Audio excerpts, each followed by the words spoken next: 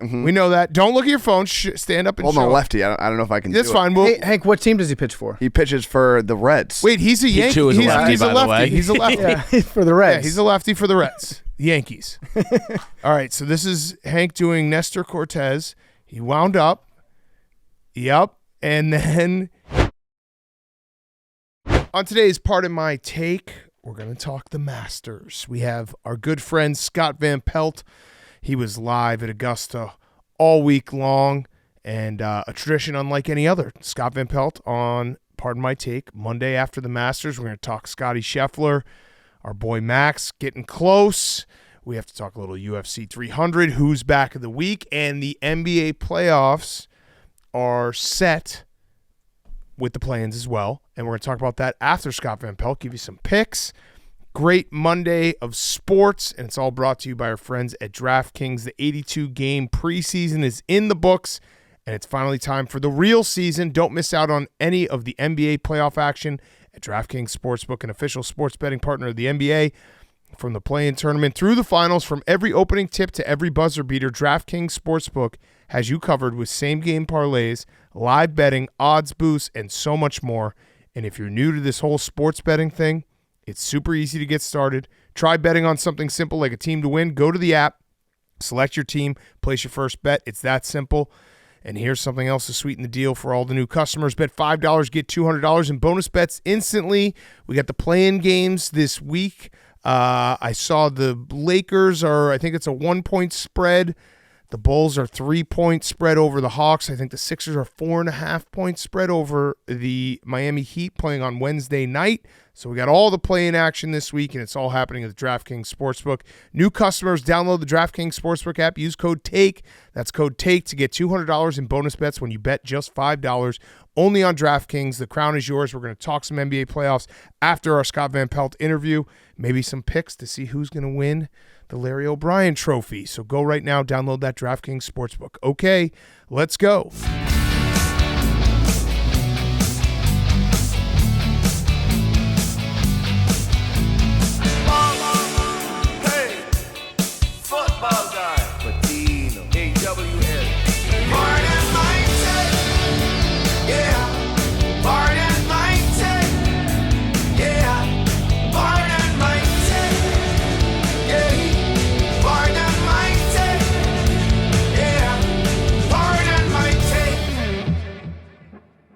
Welcome to Pardon My Take, presented by DraftKings. New customers, download the DraftKings Sportsbook app. Use code TAKE. That's code TAKE to get $200 in bonus bets when you bet just $5 only on DraftKings. The crown is yours. Today is Monday, April 15th, tax day, and Scottie Scheffler's got a lot of taxes to pay now, PFT. Next year. Next year. Next year he will. Scottie Scheffler. I wouldn't want to win it. No, because what does he get? Pay the taxes. He probably clears $2 million after taxes. Yeah. The rest is going to Ukraine. Congrats, Scottie. You're a true ally. Scottie Scheffler is very happy today. Max Homa is very hungover today. Yeah. Because he hasn't drank in a long time. Yeah. And he said afterwards, they asked him, Max, how are you going to feel tomorrow when you wake up and you think about this? He says, I haven't drank in a really, really long time, but I've been planning it for Sunday after the Masters, so I'm probably not going to feel great. Yeah. So congrats to Scottie. Scottie was dominant. He kicked everyone's ass. It was never really close. He kicked the course's ass. He kicked everyone's ass. He wasn't playing particularly well at times, but he was making crazy chip ins. He was hitting the shot at 9, I think, is really when it was over. When he hit that approach shot to 3 inches. At no point did it feel close. Oberg looked like Oberg will win. I'm calling my shot. Oberg's going to win multiple major championships in his lifetime, but Scottie was just too good. Oberg might have won this one if the guy didn't hit the power bar out of his hand, because he was rolling, and then the guy hit the power bar out of his hands, and he double bogeyed. But yeah, Scottie Scheffler, I think we were fooled this weekend, because going into the Masters, it was like Scottie Scheffler, lowest odds for anyone to win since Tiger. He's playing the best golf out of anyone. It's not even close. We were fooled with the wind basically bringing everyone back into a pack on Friday and Saturday. And we got into Sunday and we're like, look at this. And there's 4 guys that are all within a couple strokes, and Scottie Scheffler might not be able to do this. And turns out he can play his like B- game and still win by 4 strokes. And he's the best golfer in the world, and it's not close. He's still dominant, yeah. And we haven't seen, there was all that talk about his wife going into labor. Yeah. He said before the final round that he would go to the hospital if she went to labor before he teed off. He didn't. It sounded earlier this week like he would have just left on Sunday. In the middle of the round. But then he started thinking about it. He's like, if I tee off, by the time I get to the course, I start warming up. If she hasn't gone into labor at that point, then I'm going to stay on the course. Hasn't gone to labor yet. So some people are asking if this is a Charlotte to Stingray situation. Is she really pregnant? Griffin III. Listen, I want the baby to be happy, healthy. It's a very beautiful time to have a baby. It's also a scary time. I just want to say that if the baby's born in May, we got to retroactively take away some of these. Scottie, what a great guy. Yeah. He is a great guy. But I'm going to retroactively have to take back a little bit of this stolen valor of him being like, oh, I would leave at any minute. Yeah, but then all that get that baby out. All that means is he's going to have the kid, and then he's definitely going to win the U.S. Open. 100%. With a new baby. Are you kidding? That's going to be the picture. Him holding his new baby on the tee or on the green of the 18th hole of the U.S. Open, wherever. It's Pinehurst, right? Yep. It is Pinehurst. We played that. We basically played a U.S. Open. But, yeah, this was I feel like everyone in this room was – and probably everyone listening right now is so amped up for a Sunday at Augusta that we're like, this is going to be great. It's going to be so close, big shots. And by the turn, it was, Morikawa had a mistake. Oberg went into the water. Max went into the bushes, and it was Scottie. Yeah, the bush really fucked Max on. Was that 12? I'm proud of Max. Put that rose bush there. I'm very proud of Max. Max was one of the best golfers in the world this weekend on a very, very hard weekend at Augusta. He played well. There was just no stopping Scottie on Sunday. There was no stopping Scottie. It was impossible. I was texting with Max trying to pump him up, so I got caught into a superstitious loop. So Wednesday, after he came on Tuesday, I just texted him, thank you, and I sent him some funny video. And he was like, that's great. And I was like, positive vibes. And then he shot great on Thursday. So I was like, well, I got to send him another funny video. It just devolved. The weekend devolved into me sending Max Homa Fat Max videos saying, don't be Fat Max, be Max Homa over and over. And so it was like Max doing the parade with the Sixers.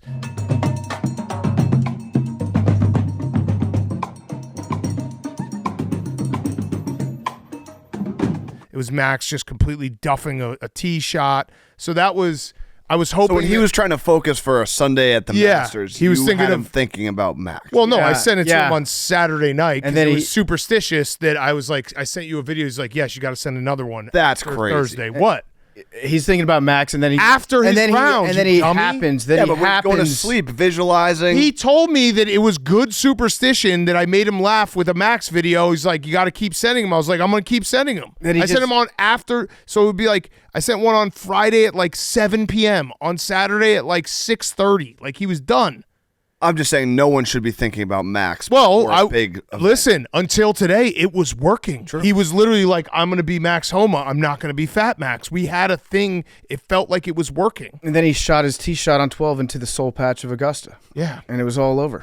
I got caught in a superstitious loop. You don't get caught in a superstitious loop. That's fair. Time. It did feel like Max had like the positive vibes going, and he shot great on Thursday, and with the wind on Friday and Saturday, like everyone's like, oh, he just keeps getting pars. Like everyone's getting pars. Yeah, par was great. Par was great on Saturday, and we were so frustrated because we were watching. We just wanted him to make one single birdie, just like get a birdie, start climbing up. But all the pars were good. He was stacking pars. I think I said it was a par fest. Yeah. When Party was right there in front of me, but that's all he was doing. Antonio Brown. Yeah, Antonio Brown myself. That's all he was doing, just par. He was steady. And then he was steady on Sunday too, but he needed to be a little bit better than that. It felt like the whole world was rooting for him too. Homosexuals were trending for, I think, all weekend long. Yeah. On Saturday, you could see the fear in some of those players' eyes when Max was up there. They were homophobic. Yeah, they were. But Batgirl, I mean, think about it this way. If Max Homa had ended up winning the Masters, you would have been mentioned like maybe like 100th in the thank yous. No, yeah, that would have been great. But Yeah. I do think it's probably not great that the last one that you sent him was me whiffing a golf ball. It was actually, no, that wasn't the last one. The last one I sent him was you freaking out the Phillies saying you look ridiculous. Wait, so That's a I good thought one. Yeah. I thought these were just topical ones. No, you were just going into the bank. Yeah, I was The going in the hits. bank. I was saying like, this is Fat Max. Don't be Fat Max. It was good motivation for a while there.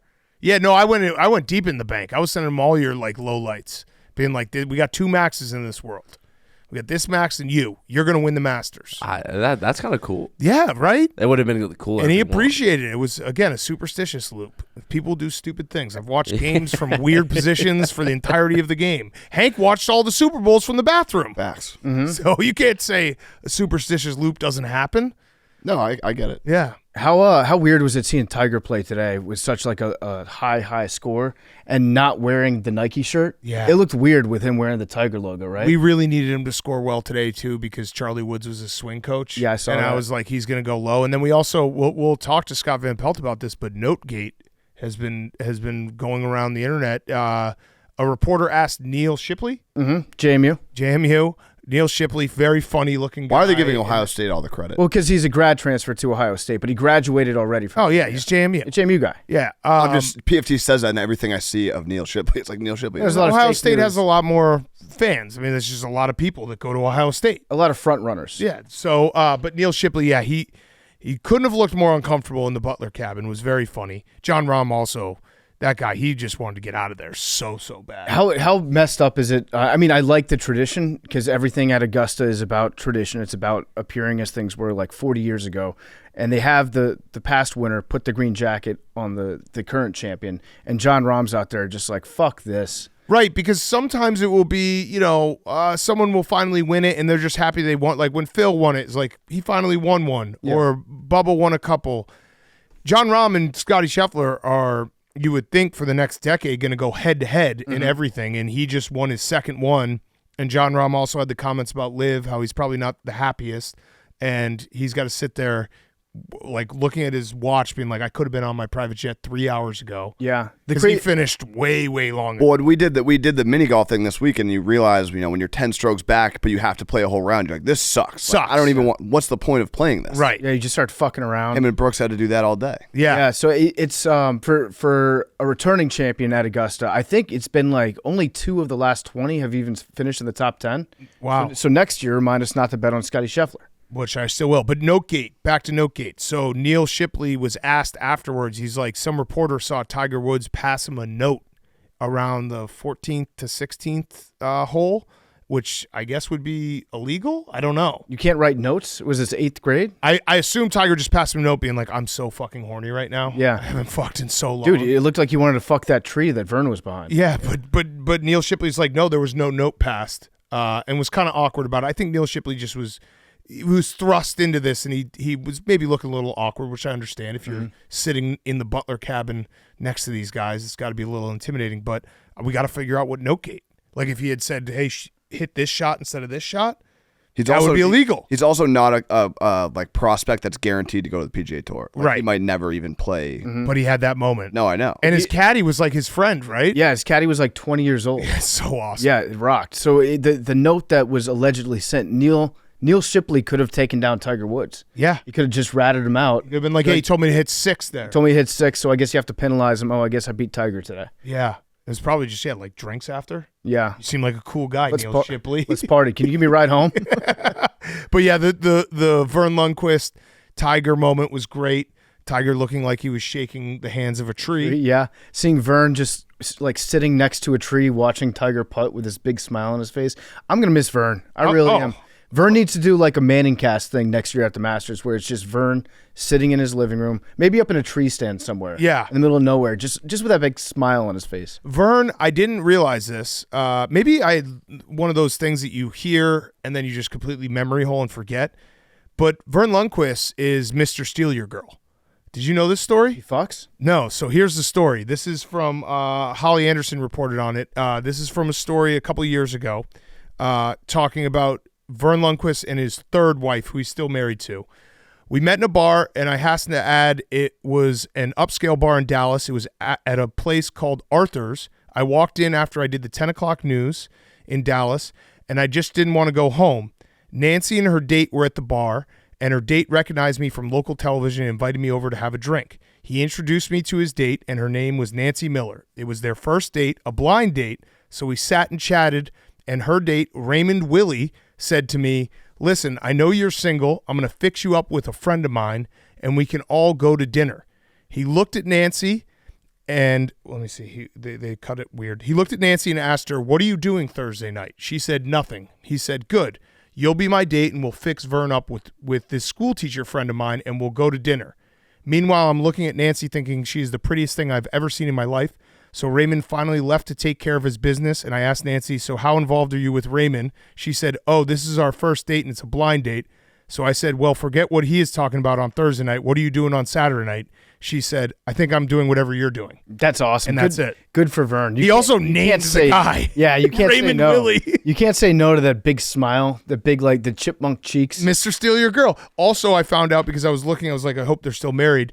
Verne was married to a woman before that whose last name was Vernon, and I really wish he had taken her name. Taking her name, Verne Vernon. So I was thinking about the name Verne. We might be running out of Vernes. He might be the last major Verne. Yeah, he actually could be. It's his middle name. Is it? It is? What's his first name? Merton Laverne. Merton. Oh, His name's Merton? Good call, Verne. Yeah. Merton Laverne. Oh, yeah, we probably have some Lavernes. He does look like a Merton, too. Merton Laverne. Merton Laverne. Lundquist Jr. Yeah. He's the best. Oh, he's a junior. There's another Merton Laverne.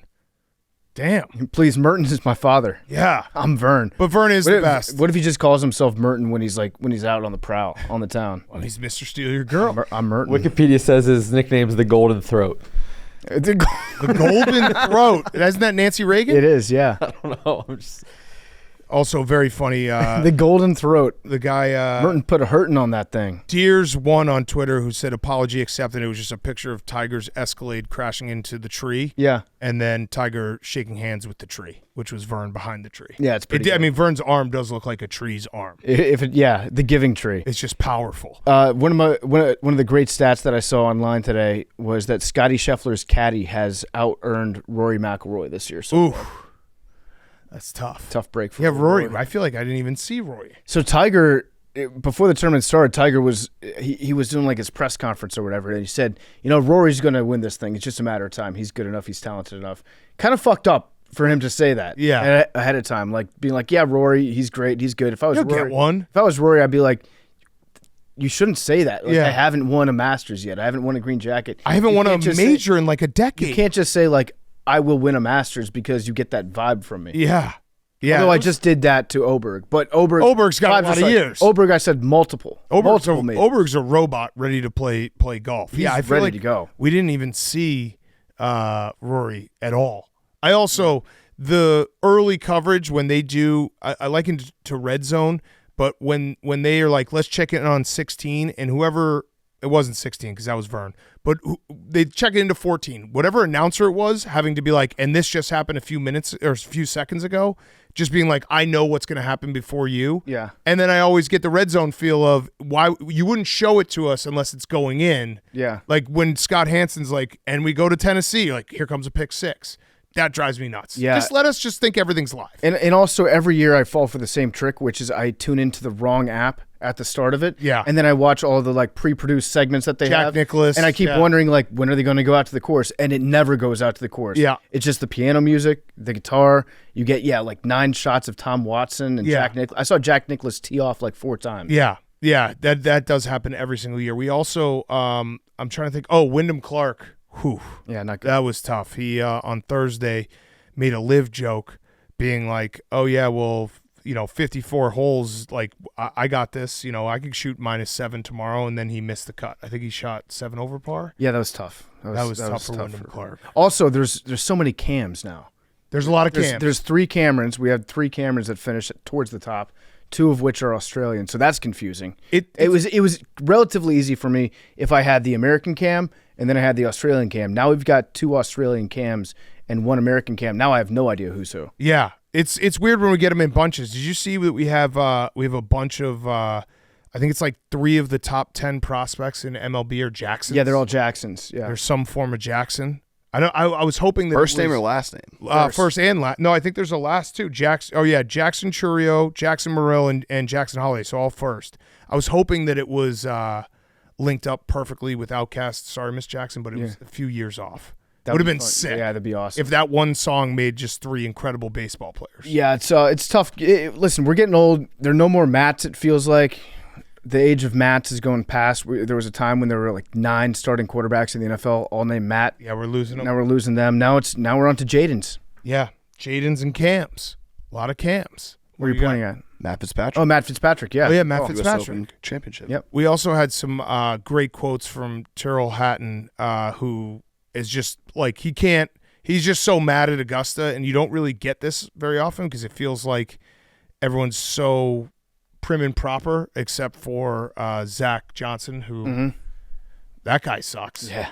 He's he Okay, so I don't have a problem with what he did. No. Because they cheered when he made a bogey, right? which is funny. And then he Triple bogey. Triple bogey. Triple bogey. And because he was going to miss the cut. And then he turned around. He was like, oh, fuck off after he finally made his putt.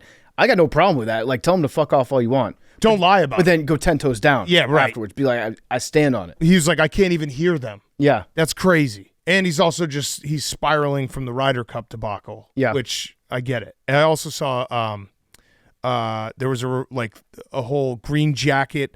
One of the things that you watch when you're on the wrong app, like the green jacket, what this means for everything. Zach Johnson admitted that he got yelled at for wearing the green jacket on Regis and Kelly with jeans. You're not supposed to wear it by with Augusta? jeans. Augusta reached out to him? You're not supposed to wear it with jeans, and you always have to have a collared shirt underneath. I love Augusta. Isn't that great? They're so funny. They police that shit hard. too. Hard. So Tyrrell Hatton, he had some good quotes. He said, I don't know what I have to do to shoot under par around here. I'm putting on a brave face for what I want to talk about or say. He said he's devastated and it's brutal. And then he said about 15th hole, that hole lives rent-free in my head. I hate it. I absolutely hate it. And I think it hates me with the scores that I end up producing on it. Yeah. Because you don't usually hear guys, like, they come off and they're like, 15th, what an incredible hole. Man versus hole. Yeah. Yeah. Tyrrell No, Hatton. listen, he's developing quite a rivalry with the course. He's kind of a grumpy guy, too. Yeah. He probably hates most holes. Yeah, a lot of them. What else from the Masters? Augusta asked Jason Day to change Oh, yeah. because they said it was too busy. His Yeah. drip was awesome. Yeah. I almost bought the pants, by the way, from that his new advertiser. Melbourne. After everyone told me that I was a loser. They've got a sick Newport shirt, too. They have sick gear. Yeah. But I can understand, like, that's not Augusta. That outfit doesn't say Augusta to me. Yeah. Also Bryson. Bryson was for a moment all the way in it. I also, in the most Bryson thing ever, we didn't talk about this on Thursday, he 3D printed his clubs and got them approved a week ago. Yeah. Which I would imagine they just looked at it and like, okay, we don't know. There's nothing in the USGA. Was that who it was that had to check them out? Nothing in the rule book about Bryson DeChambeau making 3D printed clubs. $10,000 3D printed gloves or clubs. I love that story. I want to, like, could you 3D print some clubs that make it so it just always goes straight? Yeah, probably. I don't know how they check It's like it a out. really, really huge club head. So did Bryson just he created these himself? He like downloaded the software himself? And they were Well, supposed they worked to, with a team. but it was supposed to fix so like the misses are not as bad, was what I read. Yeah, but there's basically you can do that with regular clubs. He was just like, I need it to be specific to specific. I think By the he way, just Hank's wanted to be able to say like I'm the first golfer with 3D printed clubs. Just so everyone knows, we've squashed our beef with Bryson because Brooks did. Hank has gone all the way to being a stan. Hank loves him. He's a stan of Bryson. I wouldn't Because say when I'm a I brought this stan. up, No. I brought this up in the gambling cave, and Hank immediately was like, well, yeah, you can 3D print your clubs. You love everybody on the Live Tour. Not anymore. Why? Because I had a round robin. I needed a bunch of guys to finish top 20, and Brooks and Rom screwed everything. That's neither here nor there. Bryson, I like his YouTube videos. I watch his YouTube videos. I've come around on. That's fair. You love his content online. I literally. Yeah. Thank you for everything you do online, Bryson. I would say that to him if I saw him. We need to get that. He said today, he was like, I have a Snapchat. People come up to me and say, thanks for what you do on Snapchat. I love that. Good for Bryson. He also looks like he did the genius thing of gaining all that weight, muscle, and then getting skinny again. And he looks good. He's like good looking. He will win a major this year. He looks normal. Oh, He looks like a regular golfer now. with the 3D printed clubs, Yeah. he will win one. Mm-hmm. His logos are pretty cool too. I just read Rappaport just wrote this. He blogged some Masters thoughts, but apparently Augusta doesn't. In a practice round, you can bring green reading technology that shows you kind of like the wavelength of the greens and slope and stuff. Okay. And he's obviously a super nerd scientist, so he uses that and does calculations and like uses a ruler to figure out how far back he has to go with putts. Augusta doesn't allow that. They just have normal like old school green reading technology or whatever that you can't use all the extra stuff. And Bryson, he didn't say it was an excuse, but he was like, yeah, I got to figure out how to play a round of golf without being able to use all my science. I bet you Bryson's going to get Neuralink. Yeah, he's going to get the chip implant in his brain. Yeah. And then, he's going to be like, now I have an advantage. He'll like close one eye and he'll be like the Terminator. Yeah, he's going to be T-1000. You're absolutely right. It probably won't work. And Hank will be like, that's not illegal. He'll be the first person to get it done, and he'll be like, look at me, I'm on the bleeding edge of technology. Then on like the 16th hole, his eyes are just going to start to bleed. Well, he'll get all this technology installed into his brain, and then he'll get to Augusta where they probably have like a Wi-Fi firewall. They have jamming technology. Yeah, it will just all his brain will just. He's just going to freeze like Mitch McConnell. Yeah, not be able to move. He's like, "Fuck, what's going on, Bryson?" And Hank will be like, "Well, they screwed him. Bryson's just too far ahead of the game." Yeah, I mean, if they're illegal, they wouldn't have got approved. I honestly think they probably just didn't know what to do. They were looking at him and like, okay. My take is that you should be allowed to use whatever club you want. Yeah. Ever. Like all the time. Doesn't matter how big it is. Get the ball in the hole. I'll say this about Bryson. I immediately looked, because it did say specifically that it was like so that his misses were not as big of misses. I started looking up to see if there's a driver that always hits it straight. And I will buy it if I can find one. There are some that have like a giant yeah. Yeah. Yeah, just a fucking huge head. Mm-hmm. QI10. All right, so TaylorMade, I need one that just everything goes straight. I don't care if it goes far. I just want to play in the middle of the fairway. They make these clubs that automatically go back and forward. Like there's a hinge on it that you press, a button. Oh. And the club bends backward and then goes through the ball. Oh. So you don't even have to swing. Oh, okay. Yeah. So just press a button? You press it, you stand next to the ball. That sounds like perfect golf for me. And it goes straight. Yeah. You should be allowed to cheat at golf with the clubs that you use. You obviously have to take your own shots, but if they're your clubs, they're in your bag, just get the ball in the hole. Yeah. Put the ball in the hole. Okay, anything else from the Masters? We're going to talk more with Scott Van Pelt, who was there, answer some of our questions. Scottie's he's only 27 years old. He's got a face of a 40-year-old. Yeah. But he's 27. He's going to let's do the fun debate. How over under? What would be a disappointment in terms of total majors? If he doesn't win 5 green jackets, I think his career was a bust. Yeah, I'd say he got 2 right now at 27. I think he has to get to 10 majors. How many does he have? And what's Tiger at 16? I want to say 17. Jack Nicklaus is at 18. Tiger's at 15. 15. Okay, and he is at 4. 5. No, 2. 4. No, 2. 2. He hasn't won anything besides the Masters. Yeah. He has to get 10 majors. No, his career's already a disappointment. 10 majors. At 27? Yeah. That's crazy that he hasn't. He's just finished second twice. How many majors did Tiger have by the time he was 27? A lot. Probably like all of them. 9. Tiger Woods, because he won that stretch that he had. The Grand Slam. Where he went from like. A Tiger Slam. So he turned 27 in 02. He had 3 Masters, 2 PGAs, 2 U.S. Opens, and an Open. So what's that, 8? 7. Okay, so yeah. 8? 8? Yeah, so Scottie sucks. Scotty's a bust. Scottie sucks. Scotty's a bust. Yeah. No, I think he's got to win at least 4.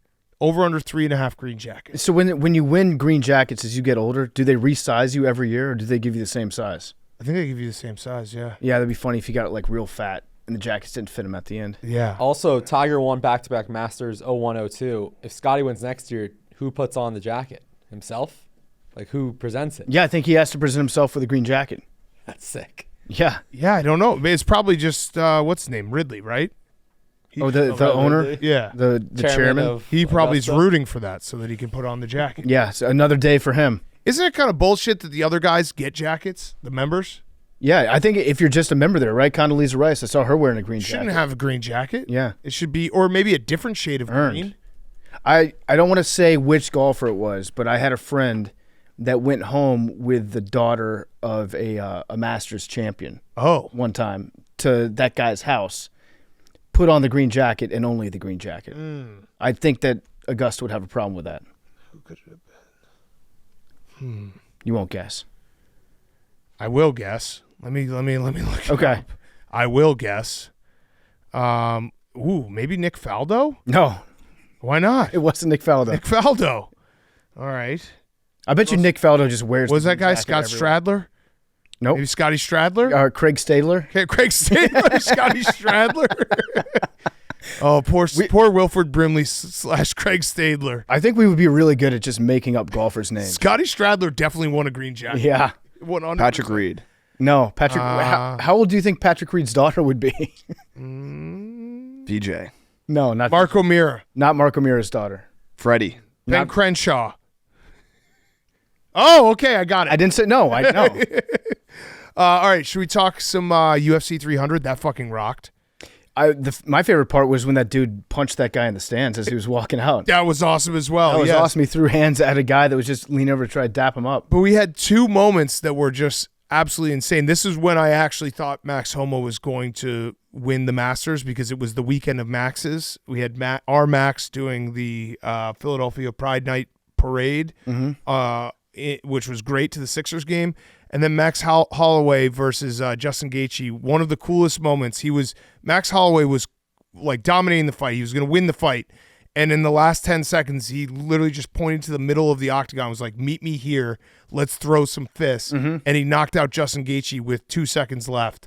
And it was so fucking cool. Give the fans what they want. It was, and credit to Justin Gaethje for, he was getting his ass kicked, and then he's like, all right, fine, I'll just get knocked out too. That should be overtime in all the UFCs. Just standing. They shrink the octagon. Yeah. To just like 5 feet in diameter. Just stand in there and punch each other until somebody wins. Yeah, and then Pereira versus Jamal Hill was awesome as well because Pereira got kicked in the cup, and Herb Dean tried to stop the fight, and he literally held him off with a hand, and then 2 seconds later knocked him out with a left. And Yeah. it was so badass. Yeah. Like, no, it's all right, I got this, and just fucking crumpled him. Who's your GOAT referee? Is it Herb Dean or is it Big John McCarthy? I like Herb Dean. I do. And then we also had the in the female fight, the what's her name? Now people are gonna get mad. Wang. No. I'll find it. Anyone want to help? Wang Li. Wei Li Zhang. She choked out. Zhang. She choked out. I had it. Her opponent in the first round, but she got like saved by the bell. Where I've never seen someone get choked out and then the bell rung. She was completely out. She basically got helped up, was loopy, and then fought another 4 rounds. Yeah, it's insane. Fucking crazy. It's insane what they just bounce back from. And Yeah. they're just like, yeah, I'm good to go out there. I'll get punched in the face some more. But that Justin Gaethje Max Holloway moment was Dana must have been so pumped. That was very cool because you had to have something like that at UFC 300. Right. You had to have like a seminal moment that people would be like, oh yeah, I remember this is what happened at 300. And because people were upset with the card before the actual fights happened. Right. They wanted more of a splash. That was a moment that made it feel like worth it to purchase this fight. And it was everything you want. Like, meet me in the middle. Let's fucking throw some haymakers with 10 seconds left. A lot of times when you get to the end of a fight, guys will be like, all right, I'm just trying to not get knocked out here. And Max Holloway he was going to win. And he was like, fuck it. Let's just toss right now. Yeah, it was very cool. Yeah. And then Conor McGregor's back. Announced. McGregor's back, confirmed. Good? Is he still good? I don't think so. So he might be reaching that level where it's like people will tune in to watch a Conor McGregor fight. 100% I will definitely watch without it. a doubt. But he's been out of the game for so long that it might just be like sad watching him. Like, If he might just wins, get his ass kicked. If he wins, Holloway said he'd be down to fight him too. That would be a good fight, I feels like or it'd be exciting. It'd be exciting. Yeah, it feels like he's risking a lot fighting because if he just gets, if he loses in the first round, let's say, now it's okay. He hasn't won a big fight in a long time, and like all the memories now I think are his different. I think his legacy Nah. is cemented. I think he's always going to be known as the guy that defined his era. What the real upside for him is not just the fight; it's for like the 2 months leading up Yeah, to the fight, true. where he does all the shit talking and he throws water bottles at people. It's and good for us. He makes the weigh-in into a circus. That's going to be good for Conor McGregor. Doesn't really matter what happens. And in the good actual for fight. us. And good for us. Yes. It's always like what could have been if he just didn't box and spent his prime continuing to fight. Because after the boxing, it was that. Well, he lost to Nate Diaz before the boxing. Yeah, but that was a great fight. That was an awesome fight. Any Nate Diaz fight is an awesome Yeah. fight. Okay. Like that didn't hurt his legacy. No, that was Warriors. Yeah.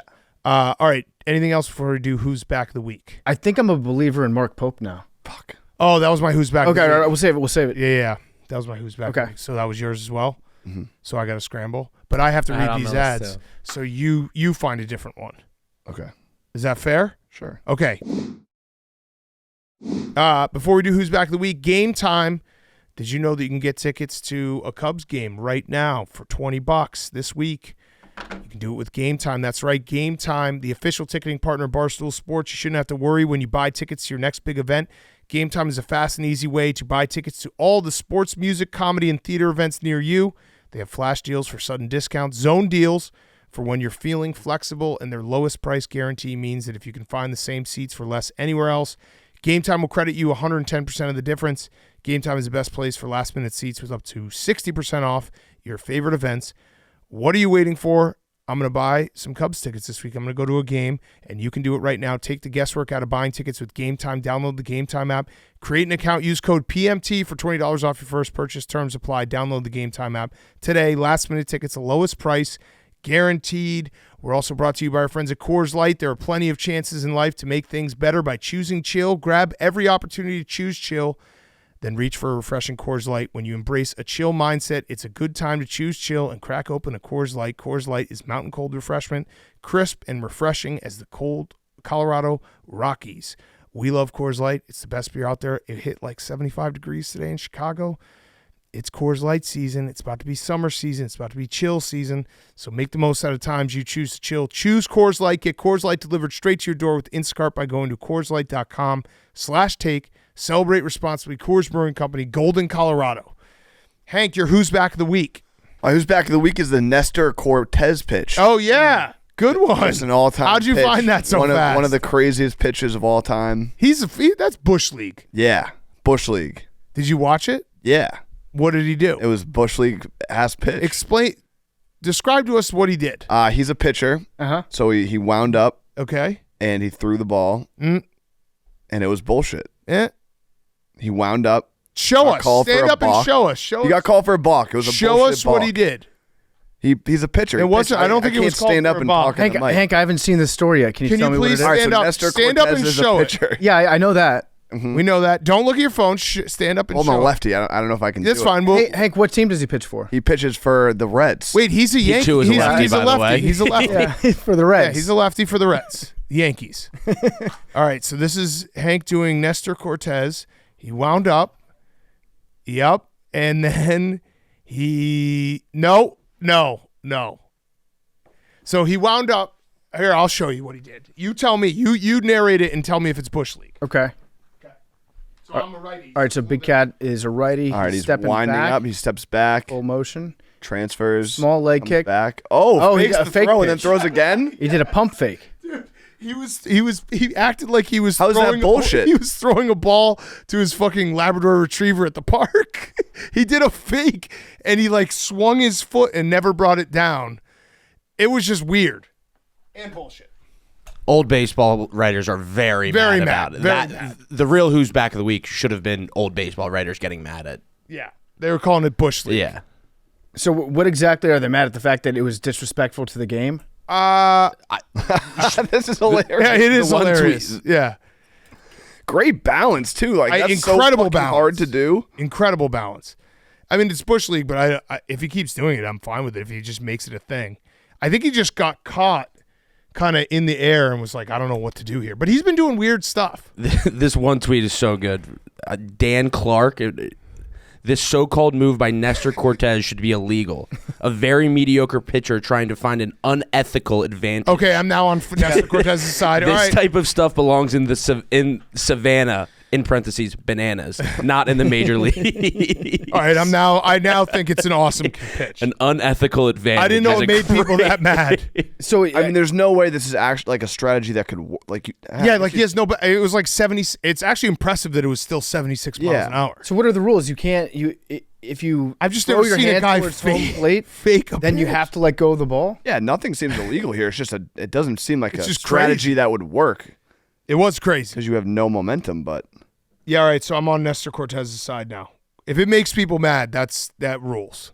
Yeah. Crazy pitch. Not though. bullshit. I knew it wasn't bullshit. How did you find that without seeing the video? Max just tweeted me. I was gonna look. I was gonna look for it, and then I texted was you. like, let's I just did see what not- happens. Oh, he texted me. Whatever. He just said Nestor Cortes pitch, and I was gonna look for it, and I said, you know what? Let's just go for it. Let's just go for it. I didn't. I didn't Okay. like it. I mean, you were the odds were stacked against you because we had the same who's back. Give So Hank a break. that was actually a very good job, Thank you. You ca- Thank you. given the Thank- circumstances. You catch up on sleep this weekend, Hank? I did. I'm well rested, Good. sober as a goat. Sober as a goat. Goats are sober. Is that what we're saying? Is that a saying? Okay. Sober as a judge. Sober as a nun? Do Those work. goats. A goat? I don't know. No, goats would drink any liquor. Yeah, and I think they probably would eat grapes. Yeah. Well, not Tom Brady. That's true. The antioxidants. Yeah. That Very is bad inflammation. that is also my who's back of the week is Tom Brady. Oh, I thought goats. No, goat. Well, a goat, Tom Yeah. Brady. He is sober. He went on. I don't know if it's a podcast or I a think show. it's his. He was getting his hair cut, which my understanding was that was trademarked by LeBron James. Yeah, Having a conversation in a barbershop. that's true. But he was getting his hair cut, and they asked him about coming back to the NFL, and he said that he would be down for it. Oh, And then he mentioned specifically, because I forget what team the barber brought up, but then Tom Brady was like, maybe the Patriots, maybe the Raiders. So, Hank, your GOAT Tom Brady might come back and play for the Patriots. That would be fantastic. Hank, where are you at right now with Drake May? I know we have draft talk coming up in a week because it's going to be draft week, which I think they should move the draft up. I think the draft should happen. I guess you can't do it March Madness to Masters. We really need it the week after the Masters. Yeah, because it just feels like I'm just ready for the draft to happen. We know what the picks are. Well, they Yeah, can but they're do gonna it give you 2 Thursday weeks night. of build up. yeah. They Yes, can do the you're gonna Masters eat it during up. the day, I'm and gonna then be- Thursday and Friday night. I'm going to be Yeah. so sick of draft talk by the time the actual draft happens. Yeah. Brandon Ayuk wants a trade. Yep. So where are you with Drake May or Tom Brady Or Jane Daniels. Or Tom Brady. or Tom Brady? Or Caleb Williams. Who would you pick? I would pick. Not Caleb Williams because he's not yours. He's mine. I'm still down for Marvin Harrison Jr. Oh, Who's going to throw him the ball? no one? Bailey Zappi? Kobe Kobe. Brissett. Yeah? There's plenty of fine quarterbacks out there. You're so fucked. There's not three. You're There's not just- three what franchise you just quarterbacks said- probably in the top. You know what I mean? Like, what are the odds of that? What are the odds that the third Well, I best agree with quarterback is a that. franchise quarterback, or you have a franchise wide receiver who's a stud and can actually make things happen with a perfectly fine Jacoby Brissett? I mean, if there's Patriots win total is You're 4.5. Like, the thing is- we need 5 wins. you have to get a quarterback at some point. Wait, so Correct. Hank is doing the Joe Burrow meme, but instead of whereas Joe Burrow and Penei Sewell blocking for him, throw it to literally anyone. Uh-huh. Joe Burrow, anyone blocking for him, and he incompletes it to Jamar Chase. Hank's doing literally anyone blocked by literally anyone, completion to Marvin Harrison. Yeah. I mean, who was and I then- like that. You need to draw that meme. And then the other one is like first round left tackle, Tom Brady, incomplete to not Marvin Harrison. Exactly. Well, if we get Marvin Harrison and get Tom Brady, then we're cooking with gas. Yeah, that's true. true. If you get That- Tom Brady, that- you would be in a good spot. That would be one of the best combinations instantly in the NFL. Wait, so but if Tom Brady went to the Patriots, like they can't pretend that Belichick and Brady can't pretend that they liked each other ever again. I think you can If he put waited that to till bed right Belichick now. left and Tom Brady, I mean, it's been made pretty clear. I understand. It's not like I it's understand, like, but it's like that would be for it to get a 47-year-old Tom Brady out of retirement to a rebuilding team. Yeah, it was made clear when he left to begin with. But and this then would be- and then him putting it out there even makes it even more clear that Yeah. now I would be willing to go back. Yeah. Oh, Belichick's not coaching anywhere Yeah. in the NFL. What changed in this offseason, Tom? Oh, I realized I love the game again. Yeah, I wonder if Belichick got like a job right now. If he'd be like, nah, I don't want to. Yeah, they rehire Bill Brady, get the gang back together. All right, so you don't want a quarterback. I think you need to these next 2 weeks. You have to get yourself prepped for Drake May. We need your big board. You need to At be number ready 3. for Drake May because it's going to happen, and then you're going to have to talk about it. it's guaranteed to happen. No, it could I would say it's more likely than not. be JJ. Oh, could be JJ. You might get JJ, Could be JJ. national champion. Do you know who JJ is? Yeah. Okay. What school does he play for? Michigan. Yeah. Throwing to Marvin Harrison, wouldn't that be a little bit difficult? I mean, yeah, we'll see. I'll lock in this week and do some draft research. Yeah, because we used to have Billy's quarterback bracket, which was a great part of the show. Billy's no longer around. He's running for Congress. He has a news conference tonight at 6:30. I think he's taking on the mob. Okay. Anyways, he's doing something. Smart. So we need Hank. I think you have to step up. Your and top 10. Fill Billy's shoes, but your top 10 starting at number 3. Yeah, so 3 through 13. So assume that Caleb Williams or Jaden Daniels or Drake May maybe has been taken at that point. Your call. Yeah. And then give us and then I want like a little blurb about every player too. Okay. Like, Is this a once an episode thing? No. Okay. Just No. do it. All at Do it once. this week. Do it this week. We'll do a Friday. It might not Till even happen. Friday. Is Friday going to work? How we much? tape that on Thursdays. And Thursdays. What time? We When can we do tape. 11. Okay. We can Just a do 11. blurb. Hank, we're honestly asking you to write 10 blurbs. Okay. Yeah. Done. And you can most likely, and what you will do is just take them from someone else. No, I'll do it myself. I would like you to watch a little. I'll watch though. YouTube videos. Yeah. Do a blurb. Watch a highlight. Yep. But yeah, Brandon Ayuk, that was. Yeah. Feels like the 49ers are on that. Like, they're going to have to make some hard decisions soon They can't keep if they're going to everybody sign together. Brock Purdy. Yeah, they can't keep everyone around. And also T. Higgins said that he wanted to trade too. Yeah, but he got now, franchised. Now I think T. Higgins is like, psych, I'm going to stick around and play. Nice. He did a football camp, and the kids, I guess one of the kids asked him a question about it. He was like, no, I think I'm going to be Bengal. So you can ask for a trade all you want in Yeah. the NFL, but they don't actually have to trade you. Shout out to kids. How about that kid? We didn't even mention it. The kid, when Scottie touched his ball, he's like, no, it didn't move. Yeah. It was like a 7-year-old that we just took like, okay, he said it. I guess kids don't really lie like that. They don't really understand how to. Yeah. What if a kid just like kicked his ball into the middle of the fairway? That would be hilarious. Yeah. On the fly. You can do it if it's on the fly, right? Yeah, and they probably wouldn't kick out a kid. No. Okay, so your who's back is Tom Brady. Tom Brady. Tom Brady's back. Yeah. My who's back is Kentucky basketball and Mark Pope. Yeah, I'm with you. I think I'm a believer in Mark Pope now. So Mark Pope, they had the 96 Wildcats, who Mark Pope was the captain of that team. They drove a bus into Rupp. Rupp was, by the way, packed to the gills. And all of the players came out. Mark Pope came out with the trophy. I was saying this on Thursday, I think, is when they hired Mark Pope. If you're a Kentucky fan and you don't like this hire, I understand. You thought you were going to get Nate Oates. You thought you were going to get Danny Hurley. You thought you were going to get Billy Donovan, all these things. Nostalgia is a very powerful drug. Like, I would just, if I were a Kentucky fan right now, I'd just be looking at pictures of Mark Pope and Rick Pitino and be like, this is we're going back. Sometimes you got to go back. Yeah, getting the alumni back on campus. I think they had like 15,000 people Yeah. in Rupp today. So, I mean, you wanted a splashy hire. You wanted a coach that was going to come in and everybody would be like, okay, this guy is worthy of the Kentucky job. But there's no guarantee that a guy like that is going to work out long term. Right. Who knows? If Pope works out, it's going to be the best thing ever. If he doesn't work out, it's not, yeah, you'd rather have made a better hire at the time. But an old guy that won a championship there, you're right, the nostalgia, having all the players around, it feels like it could be fun. We also Max had a great point last week where he said that all the boosters, all the money that would have gone to Danny Hurley's $20 million contract can now go to NIL deals, including Rick Pitino said that he would pitch in. I'd never seen that before. Rick Pitino is going to pitch in for Kentucky's NIL. Yeah. For what reason? Because he's Mark Pope's coach.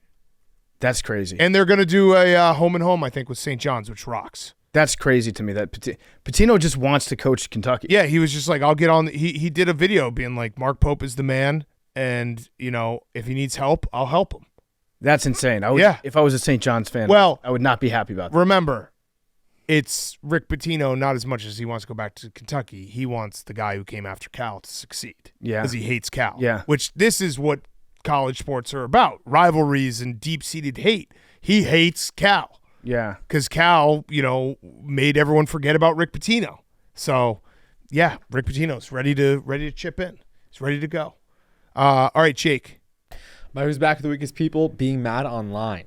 So I think we talked about this with Whit the other day, but they do the media lottery every year. This is crazy. Yeah. And one of the winners is a reporter from a local news station named Julia. Julia won the lottery. This will be her first round of golf ever. That rocks. And people are That rocks. so Big mad. Guys like that mad right there. Henry Lockwood, People are gatekeeper so of golf. mad. That's awesome. I hope she shoots 3,000. People are saying she should like. That'd be drop like you on the taking your green. son out for his first time golf at Augusta, and you'd be like, but it was your first time playing too, and the whole time you'd be like, how do you hit the ball? Yeah, Yeah. it's gonna be awesome. That's awesome. It is funny. That's so funny. I hope she just skips like 7 holes, and she's like, I don't really feel like playing this one. I got That's- a 9 on the last. How can you not find the humor in that?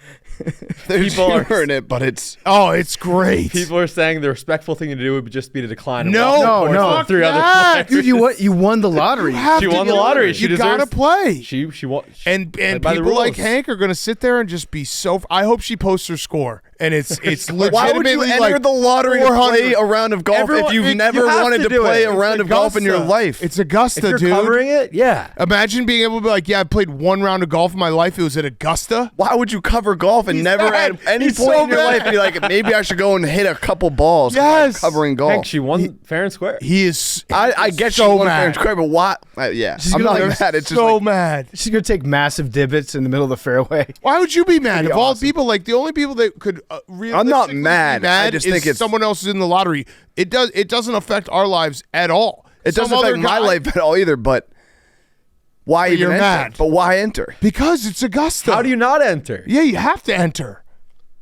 Because you've never had at any point in your life been like, I want to go play golf. So why now? I hope I they think do- you don't even have to play golf to enjoy a nice round of golf. I hope they at make this. Augusta. Yeah, I hope they make this a new tradition. Just finding one person who doesn't even like golf. Yeah. And like kidnapping them Yeah. and forcing them to go to Augusta. I This hope she rocks. posts her scorecard. Oh, it would be. We gotta at least. We gotta fake a scorecard and post it and be like, look, here's the person who won it, and have it be legitimate like 375. every hole is a 22. And I hope she gets a hole in one by mistake. That's what I would put on my card. Yeah, she gets a hole in one, shoots a 300. Oh man, how mad would people be Yeah. if we played Augusta and I did a fake scorecard? Oh, if you're what if you're behind her? What if you are like you get an opportunity to play Augusta and then you can't play? You don't finish your round because she's in front of you. She doesn't know how to play. I like how mad this made Yeah. Hank. He's so pissed about this. I wasn't mad. You're mad, dude. You're so mad that she's getting to play Augusta. Your name wasn't even in the lottery. Yeah, that's what I'm saying. If your name was in the lottery, I could understand being like, "Fuck this! I really wish I could play." Yeah. We're never gonna play Augusta. That's what it is. Hank thinks he's gonna play Augusta. I'll never someday. play Augusta. No, you think If we deep cover down- it and we have credentials, we'll be in the lottery. I'll never cover it. Yeah, I'll never cover it either. I'll cover it. So Jake, will you be more mad about this woman playing it or Jake playing? it? I would be thrilled for Jake if he played it. By the way, big nerd move. I saw a few people doing. They were making it. They were like AGNC. They just call it. Oh Augusta, yeah. dude. Yeah, I don't like that. Or AGNGC. You're not a member there. It Yeah. saves characters though. Yeah, but just come on, just say Augusta. It's the Masters. All right. Let's get to Scott Van Pelt. Let's talk a little Masters. We'll get and answer some of these questions. Before we get to Scott Van Pelt, he's brought to you by our good friends over at BetterHelp. This podcast is presented by BetterHelp. It can be easy to ignore a social battery and spread ourselves thin, especially with social gatherings picking up after the winter. What's the right amount of socializing for you? How do you recharge? Maybe you thrive around people, or maybe you need more time alone. Therapy can give you the self-awareness to build a social life that doesn't drain your battery. If you're thinking of starting therapy, give BetterHelp a try. It's entirely online, designed to be convenient, flexible, and suited to your schedule. Just fill out a brief questionnaire to get matched with a licensed therapist and switch therapists at any time for no additional charge. Find your social sweet spot with BetterHelp. Visit betterhelp.com/PMT today to get 10% off your first month. That's BetterHelp, HELP.com/PMT. Scott Van Pelt is also brought to you by Morgan & Morgan. Morgan & Morgan is America's largest injury law firm. They have over 100 offices nationwide and more than 1,000 lawyers. With over $20 billion recovered for over 500,000 clients, Morgan & Morgan has a proven track record of fighting to get you full and fair compensation. Submitting an injury claim with Morgan & Morgan is so easy. Waking up for a podcast is hard. Submitting an injury claim with Morgan & Morgan is easy. If you're ever injured, you can check out Morgan & Morgan. Their fee is free unless they win. For more information, go to forthepeople.com/PMT or dial #law, #529 from your cell phone. That's forthepeople.com/PMT or #law, #529 from your cell. This is a paid advertisement. Okay, we now welcome on one of our very, very good friends, a tradition unlike any other. It is Scott Van Pelt calling us from the airport in Georgia. Scott, before we talk about the Masters, just want to say thank you, as always, for joining us. Last year, people who were listening, when Scott was getting a phone call from his neighbor, and it turned out that his house was on fire, I'm happy we're a year removed from that, and everything is good, right? On track. We're good. I will say this week is always my favorite week of the year, as you boys know. This is a big part of it. I always enjoy visiting. It's wild to be sitting in this airport a year later and remember when I was getting a call from a neighbor and it's your house was on fire. Not great. That was a shitty night. But we're a year removed. We're almost back. And we're good. And Masters Week was awesome. So nothing but blue skies ahead, I hope. All right, I can't imagine what that flight was like after you get the call that your house is on fire, and then you have to go up in a plane and lose cell service for a few hours. And when you land, you just hope that everything's okay. Well, what's wild about that, honestly, PFT, is that my best friend went to my house. All right. And think about whoever that person is for you that would go to your house if your house was on fire. And once we got to a high enough place where you got cell service, I sent a note and I'm like, how bad are we talking? And I see ... Now we all are familiar with the text with the ...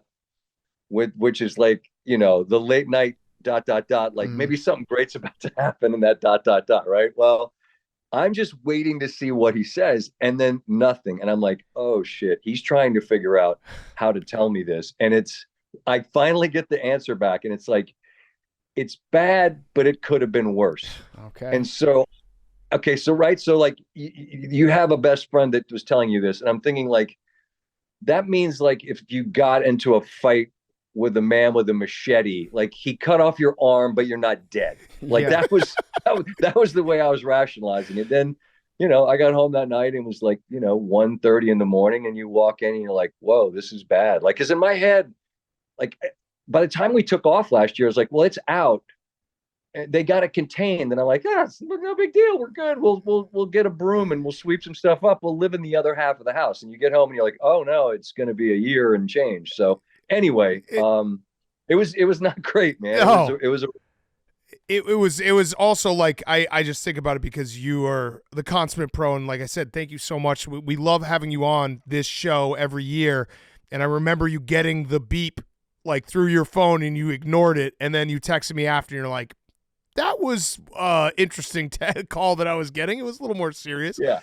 Yeah. But you are the best for coming on with us. So let's talk about this Masters. Scottie Scheffler, absolute domination. When we started the show and we were talking about it, I threw out there, and I want to hear what your take is on this, that the wind on Friday and Saturday kind of fooled us to be like, oh, someone else could win this Masters, because everyone was kind of on the same spot where it's hard to get birdies, and even for Scottie. And then when the wind died down, you saw today, it was just no, I'm the best golfer in the world, and it's not close. That's hashtag Big Cat Golf Insider. I feel like you're on it. That's pretty accurate. The thing I'd say is about this is when the day started, a lot of us at the course were entertaining the thought that somebody could go out and shoot something low. Because the people, Max, a lot of us rooting for Max. If he could just start making some putts, he hit the ball so beautifully. Morikawa's won a couple of majors. Oberg is going to be a monster forever. Somebody's going to go shoot something low, because it felt like it typically is out there on a Sunday.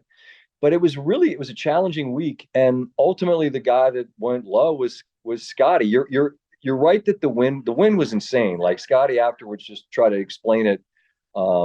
He said on 15 on Friday, he hit driver 3-iron and he had a layup to 70 yards because it was into the wind. Today he hit driver 4-iron and he was on the green, right? Or the bunker. But the wind is I've never seen it like that, and I've been coming here for a long, long time. It was just so steady and relentless, and it did create maybe a sense that it was going to be somebody could catch him, but. He's got a different gear at the moment, and he's just an awesome guy. Has he been on with you? No, he hasn't. We don't know that much about him because he doesn't do a whole lot of press. He doesn't. So we don't know that much about his. He seems like a very nice person and a very private person. Is that fair? Yes, but I think more than that, like I think he has the best sort of sense of what he cares about, and he's not a social media person. He's a simple guy in that he's got a huge guy. He's got great faith. He's a huge family guy. That family's getting ready to have an addition. And like a lot of people in sports, not just golf, but in sports, like they reach a certain point and then they think they have to keep getting better. And they try, like Tiger did it forever. He was like, I got to keep getting better. And so, and I would always say to him, no, you don't. You just have to wake up and keep being who you are. I think the genius of Scottie is he's like, I'm real good with whatever this is, and I'm not trying to change any of it. And when he says stuff like, look, my identity is secure and it doesn't change with this, I really believe it. He won like 12 million in a month, and I don't think it matters to him at all. So that's rare. Like, it's really rare to be as good as he is at what he does and not have it impact who he is at all. And I really don't think it does. Yeah, it's lip service when someone says that. Yeah, and usually Mostly, the personality of if somebody. I won 12 million, I promise you, I'd be different. I'd be like, I would just do horrible. I don't know what I do, but even as an old man, like I do crazy shit. If I won all that money, I just blow it, go to Vegas, meet PFT at that spot, get a bag, whatever that was. Oh yeah, right? mushrooms. I didn't want to bring it up, but since you brought it up, I wanted to apologize to you, Scott, because I do recall running into you in the casino, and there were some other friends around. I was halfway to the moon on some mushrooms. And I had a bag, and I just like took them out in the open with everybody around us and handed it to somebody else. And then I was like, oh yeah, Scott's right in front of us as we're doing this. Probably not the place that he wants to be seen. if I could add one little caveat to the story, PFT looks right up at me and goes, that wasn't really very subtle, was it? Not really? I mean, this has been a banner week for stories. We have that. I got to tell the Chris Long story of how he stayed on a soft 16, which you don't see that a lot. No. But, it was great to see everybody. I had a blast. I don't know about you. We run a real tight operation over here because they were my mushrooms. I left early to try to be like a great dad and get home early. I was like, PFT, take my mushrooms, because I would have eaten them with you. I would have been a bad friend if I didn't take them for Big Cat. Tell him how fun it was someone's seeing Russell eat Wilson. These. Yeah.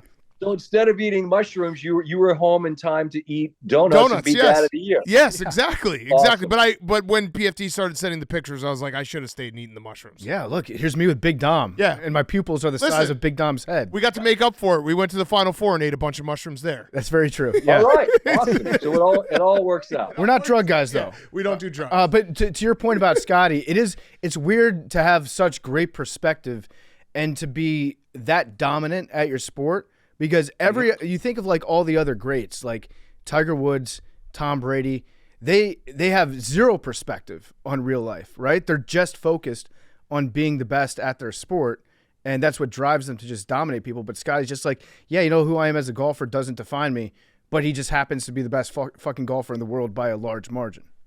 By a lot. And I think, you hear from the very beginning, people talk about like, oh, this dude, he's like an old soul, and he really is. I was asking myself this today, and I thought it seemed like it had to be longer ago, but it was the November Masters. It was the one in 2020. I'd never met him, and I knew he was this, one of the next big things in the sport. So there's no one here, and I just wandered over when he was finishing up a practice round to introduce myself, and that was 2020. Like, he's played in 5 of these, and he's won 2 already. And I mean, the thing about this sport, and we're not great at this in golf or in any sport, really. When somebody shows up and they become something like this, you just say, well, this is how it's going to be forever. Well, mostly that's not how life works. But if anybody has the ability to stay in this lane, I bet on him, because, again, I don't want to be redundant, which is what I'm doing. But like, he just doesn't seem to have vices or things that could get in the way of any of it. Presuming he stays healthy, I think he'll just keep obliterating people. Yeah. It's a crazy story, and he's a very likable guy. All right, so Scott, put this into perspective for us. Tiger obviously didn't do great today or the weekend, but 24 consecutive cuts at Augusta. We take it for granted. But it seems like looking back, it's like, holy shit, that's an insane stat to have. Not having one time where you had a Thursday and Friday, one off round can ruin that streak. Yeah, it's yes, exactly what you said is exactly right. But I think for so long, Big Cat, he did it this week. Like, I'm here to win, and like, all right, listen, you've earned the right. You're allowed to say that because you're you. But I also think, if he's being honest, the guy had played like 24 holes of golf all year. And he had to play 23 holes of golf on Friday. And if you were up early with us Friday morning, we came on at like 7:45, and you could see like it was cold out. He's moving like an old guy that has a fused back and a busted up leg. He's stiff. He can't move. And you're thinking, oh, this is going to be a hard day, man. And he just stayed like it looked miserable. Like every moment looked miserable, but he has this gear, this thing inside him where he just stares at whatever that pain or that adversity is. And he's like, hey, fuck you, because I'm me and I'm going to win. And him making the cut at 1 over was winning. And that's the win for this week for him, because he didn't have the ability to play 72 holes right now. And it was really cool when Max came into the Butler cabin to be able to ask Max, obviously, about what he was doing, which was incredible. But you guys know how much he reveres Tiger. And he got to play alongside the guy for 2 days and just sort of give us the context of what it's like to see the greatest of this generation battle his ass off just to play the weekend. And you could hear it in Max's, his answers about how I just had the best seat to watch the guy do it. It was awesome that he made the cut. And then, then the hard thing is now you got to play 36 more. And he goes 82-77. He's never finished last in the Masters. He's finished first 5 times, never finished last after making the cut. He did this week. But, it's not patronizing, I don't think, to say that making the cut is the win for him for this week because of the record you just mentioned. Yeah. Is the big winner in all that Charlie Woods being the swing coach that got his dad to make the cut at the Masters? He's so awesome. Like, I was asking Justin Thomas about him, and he's like, he's just the best because he's got all this game and he talks all this crap. And you could just imagine it, right? Like, imagine you're Tiger's kid and you're really good and you can hit it farther than your dad. And you can be on the range at Augusta and just be like, this is not what we talked about. Let's go. Let's tighten it up, old man. And I mean, I don't know him. I just gave him knuckles the other day. I'm like, how are we doing? Like, he's like, we're getting there, talking about his own game. But like, you could just, I mean, you can imagine you could go one of two ways if you're the son of Tiger. Like, you could just be like this obnoxious kid that sucks, or you could be the coolest kid in the room. And he's the coolest kid in the room. Mm-hmm. Just so you know, not in a creepy way, we have dibs on him. So I know that you understood. You think he's cool, but he did have a Pardon My Take club cover that we saw a couple years ago. So he's probably listening to this right now. Look, we have dibs. You can have him. Okay. I got to have the relationship with Dad that helped me have my life. That's right. You guys are certainly obviously bigger stars than me for the future. So by all means, Charlie Woods is all Pardon My Take. Yeah. Charlie Woods is basically like our future investment. Yeah, he's our meal ticket to staying relevant throughout our 50s. Yeah, when people are like, this show sucks, you guys are so old, we're like, but Charlie Woods comes on once a month and he's fucking awesome. Yeah, Charlie. AWL. How Charlie cool is that one? us. Like, all the stuff I got on Twitter was like just two AWLs in the Butler cabin. Like, that was like kind of a cool thing. Yeah, you and Max. I hope for you guys too. Oh, very cool. It's very cool. And we were rooting so hard for Max too. And he played, I think he played really well. There was no way he was going to be able to compete with Scottie on Sunday. But it did make me think like, yeah, Max could actually win this as long as maybe Scottie's wife goes into labor like 72 hours earlier, and then he's got a chance to win on Sunday. Yeah, you know what? Yes, that would have been helpful if he got if Scottie got the phone call. Mm-hmm. And I, honest to God, think he would have left, like, and not thought twice. Like, whatever, I got a green jacket. I don't have a kid. I got to go home. But Max was so good, and it's just he just needed to make some putts yesterday. If he made putts Saturday, I think he could have won today. At some point, you just have to you start applying pressure because you just know that you're running out of holes, right. Like, I've got to, and it had to be incredibly frustrating just to be so close so often and just not be able to get the putts to drop. But it's still, for him and for Morikawa both, neither had great years so far. And so, for both of them to play for both of them to play well this week is a big springboard moving forward. You're not getting a call right now, are you? No. Oh, that made me scared. I got it. This is the truth. I got a text and I looked at him like, please don't be in your house. I got really scared there for a second. You looked up and I was like, oh no. It wasn't. For Max though, I love the journey that he's going through because everyone knows he grinded for a long time, Korn Ferry, PGA, back to Korn Ferry, and for the last few years it's been like not being able to perform at his highest level in the majors. Last year he finished his top 10. This year he's there, like he can do it. So it's like it's a climb. It sucks, but were you able to talk to him after? Like how is he doing? Our Max Batgirl wanted to have him on this week, and we're like, fuck no, dude. We can't have him on after this. Like he needs some time. But were you able to talk to him? I didn't see him when it ended because we go right up to our set to get ready to do our thing. And like honestly, to me, and I'm sure you guys are similar, right? Like we're really blessed to know these people, and they're just people.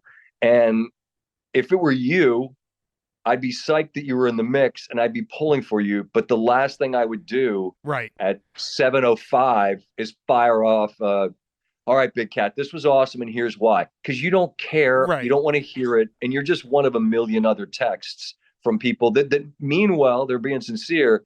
But like to me, it's like a 24-hour rule kind of thing. Mm-hmm. And at some point you just, I shot him a note last night, just like you're you're playing awesome. You just have to believe the putts are going to go in. Well, not enough did, but so what? Like he still played awesome. Right. But I'll wait, and you just give it time before you bug him, because the last thing you want that to be is like, hey, not today, not right now. Pelt. I'm really not in the mood for your attaboy. Yeah, it's like a 2-week thing.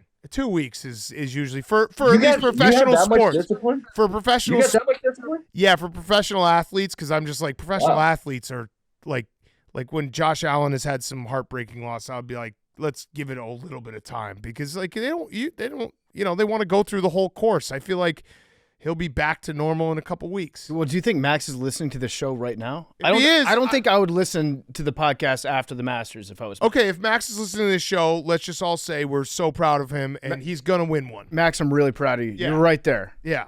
And go get him, buddy. That rose bush was fucked up. They should not have put that rose bush there. Yeah. And also, you probably should have hit it out of there. But listen, I'm not your caddy. I'm not Joe. Also, but I would have hit it out of there. I saw where it went in on TV. I was yelling at Joe. I was like, no, it's right there. Yeah. You're looking in the wrong place. Could he have hit it out of there? He could have, right? If he wanted to. I mean, sure. Sure, but the number of things that go right if you try to hit it out of there versus the number of things is like life's a risk-reward thing. Yeah, I risk it all. The risk rather lengthy. The reward is really small there. So I mean, he did what he had to do. You had to avoid double, and once you make double there, now you're like, all right, I have to make eagle on 13 and probably something else. So yeah, he did end up. He ended up making like $1 million at the end of the tournament. Yeah. So if he had done our idea, that probably would have dropped him down to like 700,000. Yeah, it was a good job. What do you make of Notegate? Where are we at with Notegate? Because I saw there was the buzz that Tiger might have passed a note to Neil Ripley. And I love this. This is just very Masters Augusta. There's rules, and they follow the rules. But what was there a note passed? Man, I have no idea. I don't know.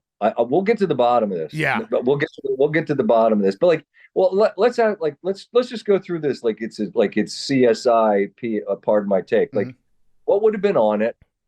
What would have been bad about it? Who's in trouble? Yeah. Well, we had a guess on what would be on it. We're going to spare you our guesses because you're friends with Tiger. It could have been, what if he had said like use a 7 here instead of an 8? I guess that would be, but it also is probably a really cool moment. Yeah. You're not supposed to do that in golf, but like, why wouldn't you just say it? Or you have your caddy hold up 5. Like there's ways that we like the information shared, but like, I mean, what did we write down? Like a silly joke? I don't know. Yeah. Who knows? Who cares? Honestly, I don't. Yeah. Yeah. I don't really care. It'd be funny though if it said like, last time I took a tampon out of my bag and then threw it on the ground, I got in trouble. So this note is me pretending like I'm taking a tampon out. Yeah. Same thing. Masters probably were not going that route. Yeah. I think they would execute you for doing that. Yeah. What about another one I was curious about? Bryson, his 3D printed clubs. How does that get approved? And were they just like, we've never seen this before, so I guess you're approved?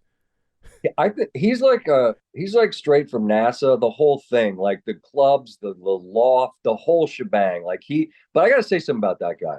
Like he went through that thing where he was like, "Hey, I drink lots of milkshakes, and I look like if you pop me with a pin, I would fly around like a balloon because I'm super swole, and I'm doing all these curls videos in my garage with dudes, and like that reached a point where I think everyone was like, "Hey, I'm all set with this." And he looks phenomenal. He's in great shape. I think that he sat in the media center years ago and said, par for me around here is 67.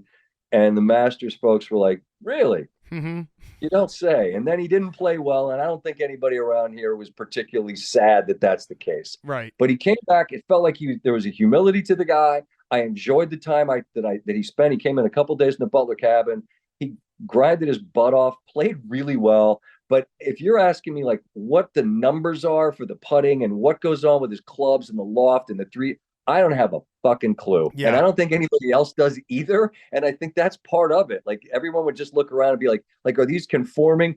I have no idea. Yeah. I just, no one knows. We've since Brooks squashed his beef, we've squashed our beef. Like Bryson he's good for golf. He's an interesting guy. Like there's enough people out there that don't want to be interesting people when they're playing sports. Like the people who are interesting and do things differently, we should embrace. And he looked like he was actually having fun today.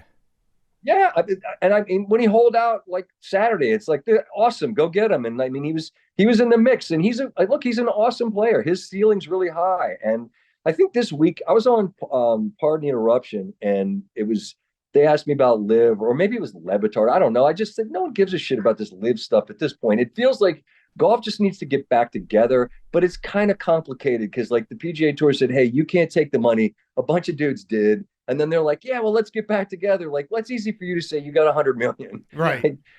I think everyone kind of just understands that it's better when everyone plays. It's fun to see Rahm and Brooks and Bryson and Cam Smith and Neiman and all the other dudes. Like you want to see them all play together because that means the best in the world are together. And Bryson's one of those people. So, I mean, this week, I think the ratings were high it's the Masters. That's the reason.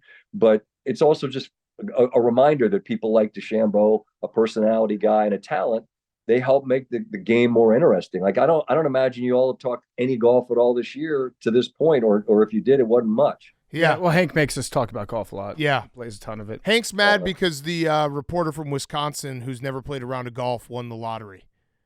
So she's going to play Augusta tomorrow. Hank, you want me to get you out here? You want me to see if I can sort something out? How many times have you played? Here? Yeah. Some, I don't know. It's actually not a lot. The funny thing, I told someone this story today. There was a member that asked me and I couldn't because of work, and then asked me again and I couldn't because of work. And he's like, I've never had to ask anybody more than once. And I was like, I host a show and it's just me. And if I'm not there, then I mean, it's not like I can get someone to cover my shift. I'm sorry. It sucks so bad having to say I couldn't do it. I'm hoping to get back again at some point, but yeah, I mean, I know a couple of people that won the lottery. I don't know. I didn't hear the story about the Wisconsin person that's never played, but this is not the place you want to, play for the first time. Yeah. What did you shoot? What's your low round at Augusta? I broke 100, but it was like, it started with a 9. I was very sad about that because I putted well, but I hit it awful. And I was a complete tourist. I was like, all I did was walk around and take pictures the whole time. If I did it again now, I would have a way different approach.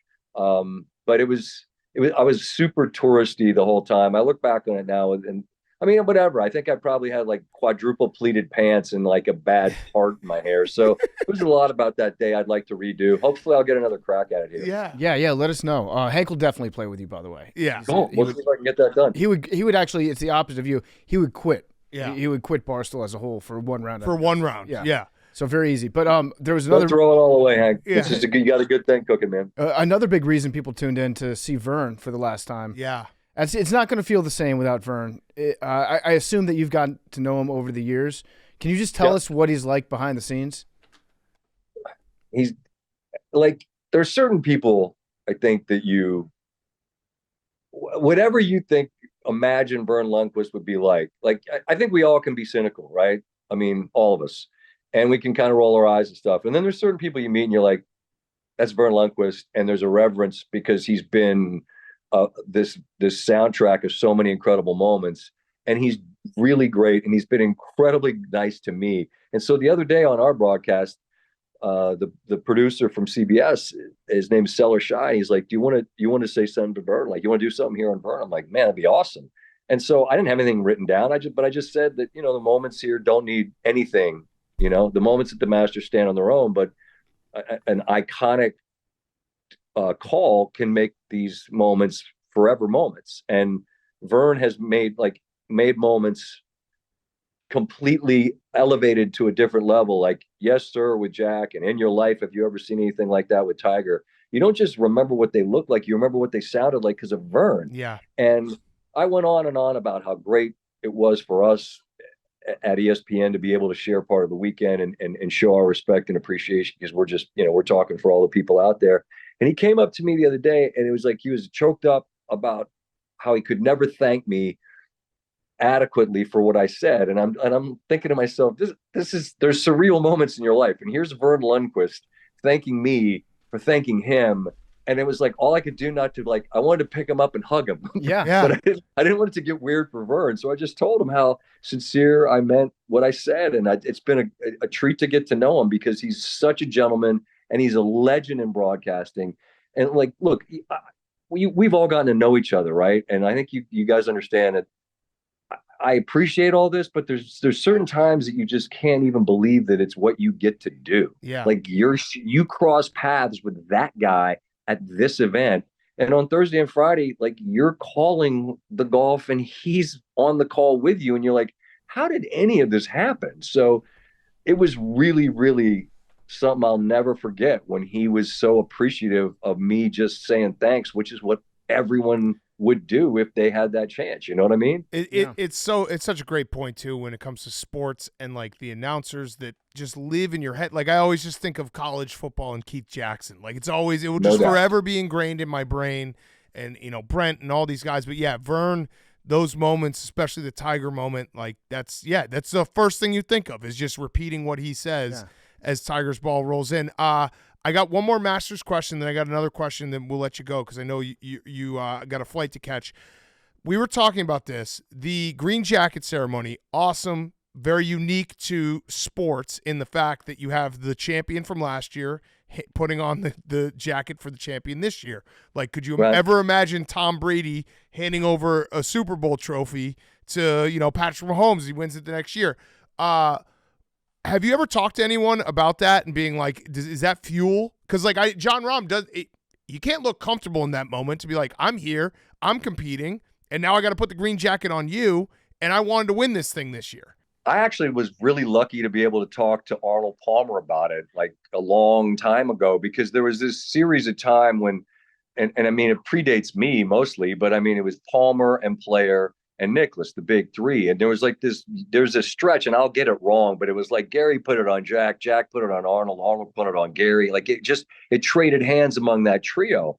And I mean, in so many words, Arnold was like, well, of course there's just enormous respect, but there's just nothing that would make your competitive fire burn brighter than the idea that I got to put this thing on this guy that I wanted to beat. Like, and he beat my ass, and now I have to give him this. I still have mine, but like, you're the one that gets this now. I think that there is something that is that it's like a sacred part of the week, and it just shows the reverence and the respect that the champions have for each other. But hell yeah. If you got it, like, you think Rahm wants to put it on Scottie? Like, those guys were going back and forth all year last year. Right. And now, look, Rahm got all the dough, and he didn't have his best. I saw him on Saturday, and I said, you battled your ass off yesterday. He said it was not a good day to not have your best stuff. But I give him credit as a champ. He wanted to be here playing the weekend. He didn't want to have to stick around and not be able to go home and have to wait till Sunday, right, to put the jacket on. Yeah. But you're absolutely right that it's a revered part of the traditions, and there's a long list of them, but it absolutely is the kind of thing that stokes the fire among these most competitive guys. And wouldn't surprise anybody if Rahm won it again next year. But Yeah. I don't know. There's so many things I love about this week, and I think one of them we probably have to do here. Yeah, that was my like. Wait, if Scottie, because I don't even remember when Tiger won back to back. What happens if Scottie wins next year? Does he just put it on himself? No, he gets to go streaking. That's the rule. Yeah. You win 2 in a row. You just run around You butt own the naked. place, yeah. No, I like the chairman. The Yeah, chairman that's is what the we one thought.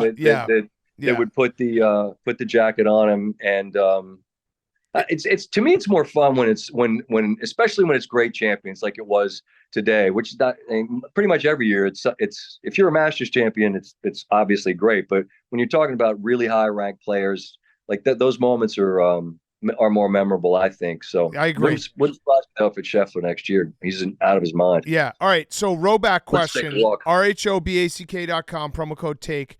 Q-zips, polos, hoodies, joggers, shorts, everything. I'm wearing the joggers right now. I wear them all weekend long. All week long too. Roback.com, promo code TAKE. The best clothes out there. Perfect golf polos as well. It's golf season. Go to Roback.com, put in promo code TAKE. So Scott, what are we working with this year? All right. That was a Vending real lengthy machine. read. The That was vending a very machine. lengthy read. All right, hold on. I Do we gotta turn my camera around. Wait. Can This the old is can, hold on. can the Keep on old vision. guy figure it out?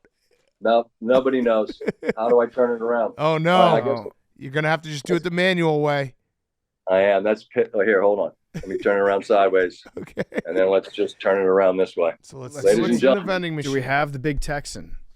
Oh, We got Cheez-Its, Fritos. Those look like oh the chili Twists. cheese Fritos are Those are good. 1-1. Oh no, Cool Ranch Doritos. Ooh, we got cheese fix munchies. Okay. We got there's the Mrs. Freshly's again. Guys, I have Yep. terrible news. no, no Big big Texas. Texas. I think that. Are you going to be able to survive the flight back Oh, without the no. cinnamon roll? Pull out to reveal, guys. Can we see everything? Yeah, we Yeah. can You see it all? everything. I think you got to go chili cheese Fritos, and I would go chili cheese Fritos, maybe Cool Ranch Doritos, and then the Miss Freshly's. I'm just wandering around the FBO here now. Now I'm just going to sit on this leather couch in this bright light and just say what a sad thing it is that there's no Big Texas. This is we're going to speak. We're going to have to speak to the folks here. I did run into the youngster that gave me the gross of Big Texas last year at the PGA, and he's like literally. I think he's like a Big Texas drug dealer. Like I think he just has them. Yeah. Because I swear to God, he was going to meet me with like a case of them. And I was like, I'll be honest with you, I'm good. I'm good. It's more of a once a year he was, thing. he was ready to deliver the goods. I think I'm going to get the chili cheese Fritos. Those Okay. are good. Although Big Texas, that would be a great nickname for Scottie. yeah, he's big Texas. He's the Big Texas. Yeah, that's it. How poetic is that? I know his guy. I know his guy Blake. I'll shoot a note directly to him and say we've got PFT says let's get the Big Texas thing sorted out, and Wait, probably a great opportunity to make some dough there. Yeah. Scotty's 12 guy is million a month. Blake. Scotty's guy is Blake. Blake of the year. Damn, he's got it all. He's got a Blake. Yeah. That's he's got it crazy. figured out. Is that couch the casting couch? You didn't even couch? know that. Yeah. Say it again. Is that couch the casting couch? Whoa. No. Be careful. No. Be careful. I think this is Are where you like stuck the to it? pilots. I think the pilots come in here and hang out. Yeah, it's a They're probably pilot's going to kick lounge. me out of here. Yeah. Well, last question, Scott. As someone who loves to take the points, March Madness not so great. I mean, I needed to do. How about Portnoy? Yeah, Holy shit. He's pretty good. He's a sharp now. And the fact that he also gets to say he had a tweet when Morikawa was on 18 and he was like, big battle for third place money, aka Portnoy money, because that he won more, I think, than the third place guy at the Masters this week. Well, let me just tell you, as a guy that likes to take points, like you got UConn has won 12 straight by they've covered them all and they've been laying points in all of them.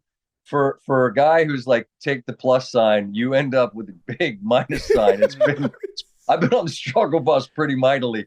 I'm just going to tell you in Portnoy because you guys are apparently printing dough. Yeah, I mean, we had our Scott FaceTimes me like 2 minutes before the tip off of the first game every year in March Madness. Like, there's nothing better than this. And then I think it was a record this year. I think it was 3 hours that you texted me back. And you're like, "There's nothing worse than this. This is terrible."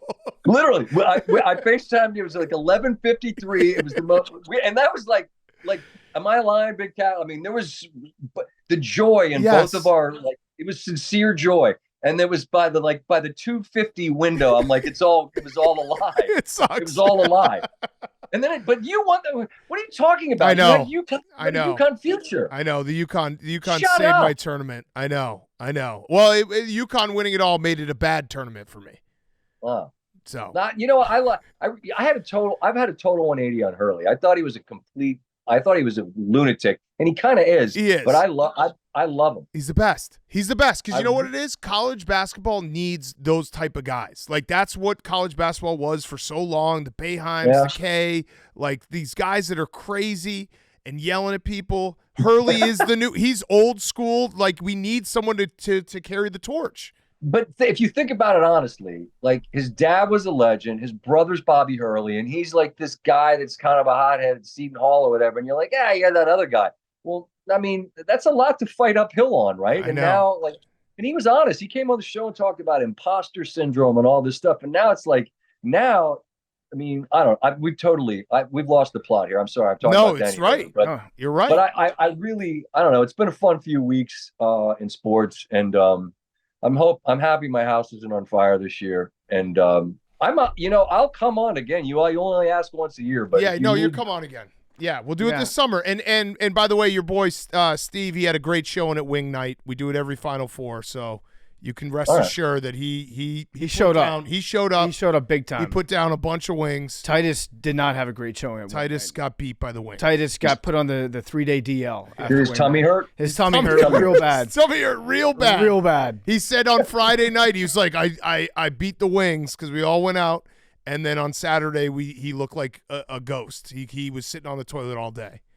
Wait, can I ask one question on the way out? I need PFT to weigh in on something. Uh-huh.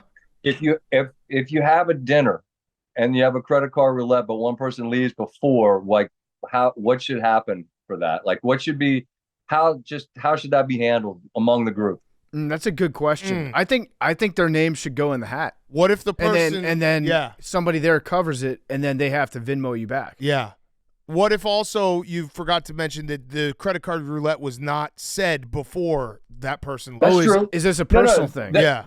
I would have. No, that they didn't bail on the credit card roulette. They didn't know Correct. it was going to be credit card roulette. So that's fair. But I just, in general, I think- love credit card roulette. I do mean, too. me of all people, like that I love that, like Right. all or nothing after a dinner. There's nothing better than that. So I would have loved it. But you missed out on credit card roulette, and you mushrooms. missed out on PFT handing out I made bags of mistakes. drugs I made right under the eye in the sky. And guess what? My kids won't remember any of this shit. They won't remember the time I took a red eye back from Vegas to get there early. That's I a good should've- point, though, Yeah, Scott. yeah. Like, that's probably the most surveilled place in America. Oh yeah. where I did that. I think you're probably not the only dude that did, and I think you know what? The catch-all is always, it's fine. Everything's fine. Everything's Yeah. fine. Okay, you're fine. Yeah. Also, it's Fine. not like I have an image to uphold that involves not using drugs. No, I think we just assume that's part and parcel of the whole thing here. If anything, it would have been good for my brand to get arrested. It's in the Las beauty Vegas. Right on. of it's the beauty of working for Barstool. I always tell this story when people are like, "Oh, what's it like?" It's like, well, maybe it was like 11 years ago. Trent, who's a good friend of ours, golfer, Foreplay Pod, he got a public intoxication ticket, so he just didn't show up for work on a Friday. Dave was just mad that he didn't blog his mugshot right when he got out of jail. That was why he got in trouble. He's like, "Why the fuck didn't you blog it?" Right. If any place is gonna like benefit from the mugshot, Yeah. I think, does he still have his mugshot as his? He might. his avatar? I think he changed it. It It's was a a good great mugshot, mugshot. yeah. Listen, St. It was a Lunatics came mugshot on. forever, wasn't it? Yeah, St. Lunatics came on. It wasn't his fault. It's just like Rumplemans, yeah, too, Rumplemans, right? Yeah, Rumplemans St. Lunatic. Yeah. All right. Well, Scott, thank you as always. Wait, we got to get you out to Chicago too. You got to come to do the simulator. We've been talking. I was thinking Steve's about been talking summertime. about it. Yeah, for a Cubs game, and we'll do the whole thing. I'd love that, and I'm psyched you boys are out there, and it's always great to be on with you. Yeah. Yeah, good to Thank see you, you, Scott. Scott. You're the best, man. Get home safe. Love you, boys. Scott was brought to you by our good friends over at Simply Safe. Simply Safe is the best. Springtime is all about fresh air, fresh starts, and freshly cleaned homes. And it's the perfect time to get a fresh look at Simply Safe Home Security. The only home security system I use and recommend. Here's why I love it. Because it's super easy.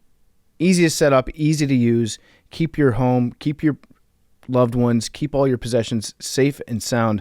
And Simply Safe is trusted by experts. It's rated as the best home security system for 2024 by U.S. News & World Report, and Newsweek awarded it Best Customer Service in Home Security. The system blankets your whole home in protection. It has sensors that detect break-ins, fires, floods, and more, plus a variety of indoor and outdoor cameras to keep watch over your property day and night. It's backed by 24/7 professional monitoring for less than $1 a day, so you get fast emergency response and dispatch when you need it the most. Simply Safe professional monitoring agents can even help stop crime in real time by speaking to intruders through the wireless indoor camera, warning them that they're being recorded and that police are on their way.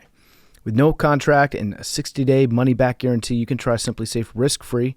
Don't absolutely love it? We'll send the system back for a full refund. Simply Safe has given me and many of my listeners real peace of mind. I want you to have it too. Get 20% off any new Simply Safe system when you sign up for Fast Protect monitoring. Just visit simplysafe.com/PMT. That's simplysafe.com/PMT. There's no safe like Simply Safe. Scott Van Pelt is also brought to you by Chevy. It's Chevy season, baby. Chevys are awesome. Their trucks are awesome. As everyone knows, this is a Chevy truck podcast. Chevy trucks are the greatest trucks ever built, and our good friends over at Chevrolet have been a big part of my take story. From the Silverado helping us dig the biggest hole ever dug in Ohio during Grit Week, to the Silverado partnering with us to give college fullbacks all the rightful recognition that they deserve with the Lowman Award.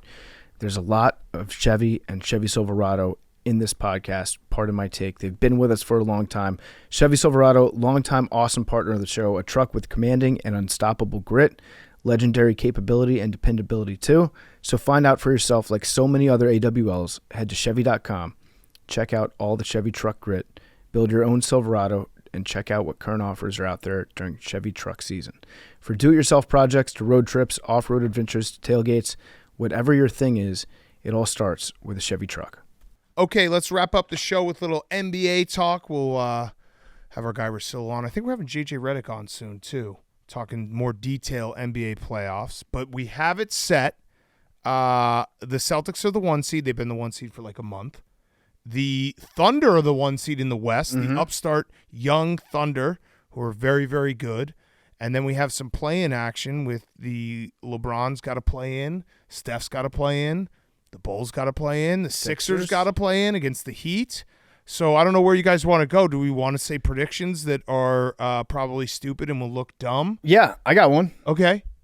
I like the Magic in the first round. Ooh. Little small upset there over the Cavs. The Cavs are better at home, so it's good that they got their home court. Yep. But yeah, and also we had home court. We had seeding drama on Sunday.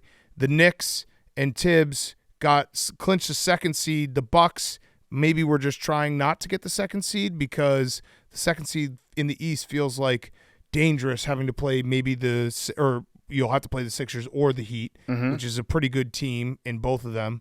But also Tibbs will never not play all his starters and play game 82 like it's game 7 of the NBA finals. That's what Tibbs does. I like the Sixers to beat the Heat. I also like the Sixers to beat the Knicks. Ooh. And then I like the Sixers to beat the Bucks. I do actually like that the Knicks tried, because I think that you should have some pride and be like, we're not ducking anyone. We're going to try to, we've had a great season. Let's get home court. If we can win this round, we get home court second round, which does matter for the Knicks.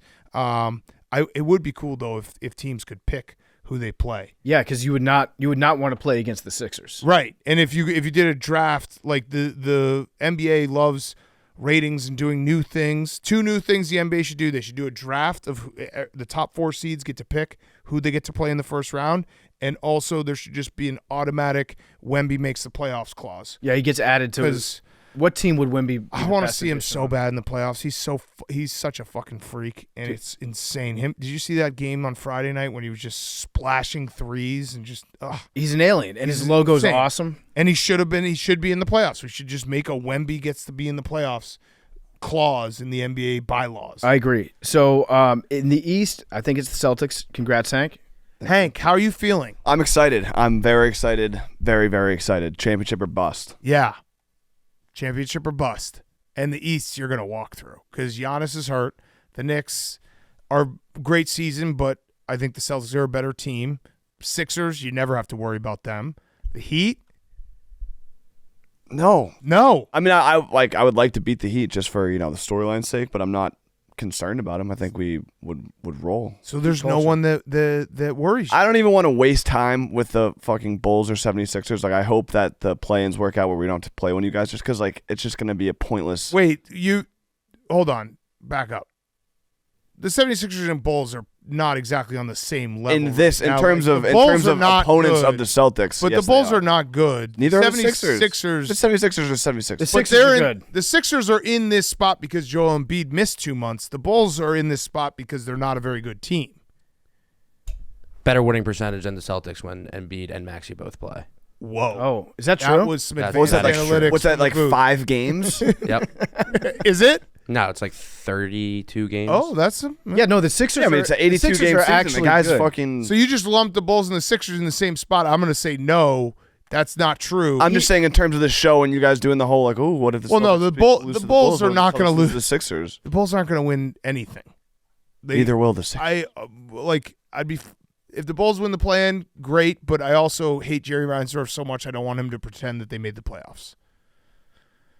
The Sixers are a problem. I'm just going to say it. I agree with Max. For Max? No, the Sixers are a problem for you.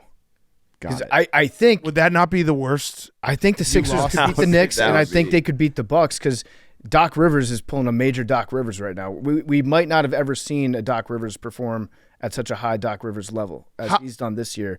The Bucks are not a good team right now. The Sixers are And Giannis. really good. Yeah, and Yeah. Giannis. How late would you sleep in if the Sixers beat the Celtics? the entire summer. 8-1 too. So you don't want this? I think see what I'm saying when you said we don't want to do the thing with the Bulls and Sixers. I think one's a little different than the other. I guess, but it would just be a. You would not Just fast want. forward. Get me to the finals. This is championship contending teams. First round, just second round, dominate. Get to Eastern Conference Finals. Then As we the can one talk. seed, you do not want to see the Sixers as the 8, at all. I guess I don't think it really matters, but But the Sixers are for sure better than the Bulls. You would win in 4 against the Bulls without even having to play your guys. I Like think the- we'd win 4 against you guys. No way. Sounds like a sweet bet to me. Wow. So The Sixers it- need to beat the Heat. And then Explain doesn't it. matter. Explain it again to me because I forget every single year how the 7, 8, 9, 10 So play-in system works. So how would the Sixers end up being able to be the 8 seed? if they lose to the Heat Yep. on Wednesday night and then they beat the Hawks or the Bulls. Okay. So the Bulls and the Hawks, and then on the other side, the Kings and the Warriors cannot get higher than the 8th seed. Right. So the Bulls can't get to the 7th seed. The Warriors can't get to the 7th seed. It's the winner of the 6 or 7, 8 becomes the 7th seed, Mm-hmm. and then they have to play the winner of the 9, 10, and that's to decide the 8th seed. Right. So Okay. we're rooting. So for rooting for the Heat to beat the Sixers, Sixers. and then the Correct. Sixers to beat the Hawks or the Bulls. Correct. And then they get to 8. Although I'll be rooting for the Bulls if they play the Sixers. I will. Sorry, Max.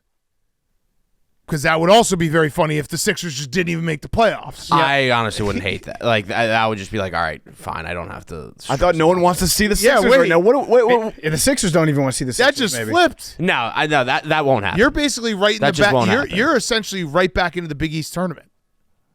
Kinda. No, but the Sixers are good. The Sixers. No, are you- good. no, it's The totally Nova different. is You bad. just have to Didn't win he 2 just games. get hurt 2 nights ago? Yeah, but he finished that game. Okay, the West. And he dropped 34 in 20 minutes. Okay, the West. The West is Nuggets. is more. The West is basically you could be like, the Thunder are really really good, but they're too young. So I was thinking about this. They are young, but everyone's saying they're too young. They might be too young to know how young they are. But the NBA is kind of the one league where it does feel like you got to take your lumps. All the championship teams had their lumps. They took their lumps, then they climbed back up, got over the mountain.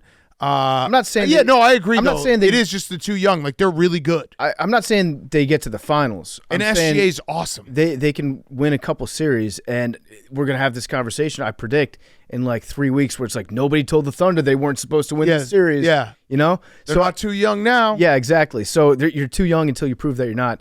I think I like the Nuggets a lot. I think it's theirs to lose. It seems like we're on a crash They're course just hell. for Celtics, Nuggets. You can't defend against the Nuggets when they're playing like you can't. When Jokic is even having like a B game or like a C+ game, all it takes is one of the other guys to step up a little bit, and he's just such a problem to solve, especially if you're trying to defend him. And when they get going on the pick and roll, like there's no real way to stop them. Yeah. So I feel like the Nuggets and the Celtics are just kind of both inevitable. Yeah, it feels like the entire West is just basically health because the Nuggets have dealt with injuries. It's health and the too young Thunder. Nuggets have dealt with injuries. Karl Anthony Towns is coming back. The Clippers are always injured. I like the Mavs. The Mavs have been playing great. The Suns are always injured. It's just who can stay healthy. And then LeBron. I would like to see LeBron in the playoffs. Of course. I would also like to see LeBron not make the playoffs. That also. Either way. Yeah, both ways would be funny. So what do we have for the finals? The Nuggets versus Celtics? Celtics.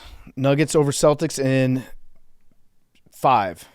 I'm going to go Celtics over Suns. Oh, because you don't want the Nuggets. Yeah, you're scared. In 5. You're like Embiid. You're afraid of Jokic. What are we going to do about this bet? If listeners of the show know I parlayed Scottie Scheffler and the Nuggets to win the title.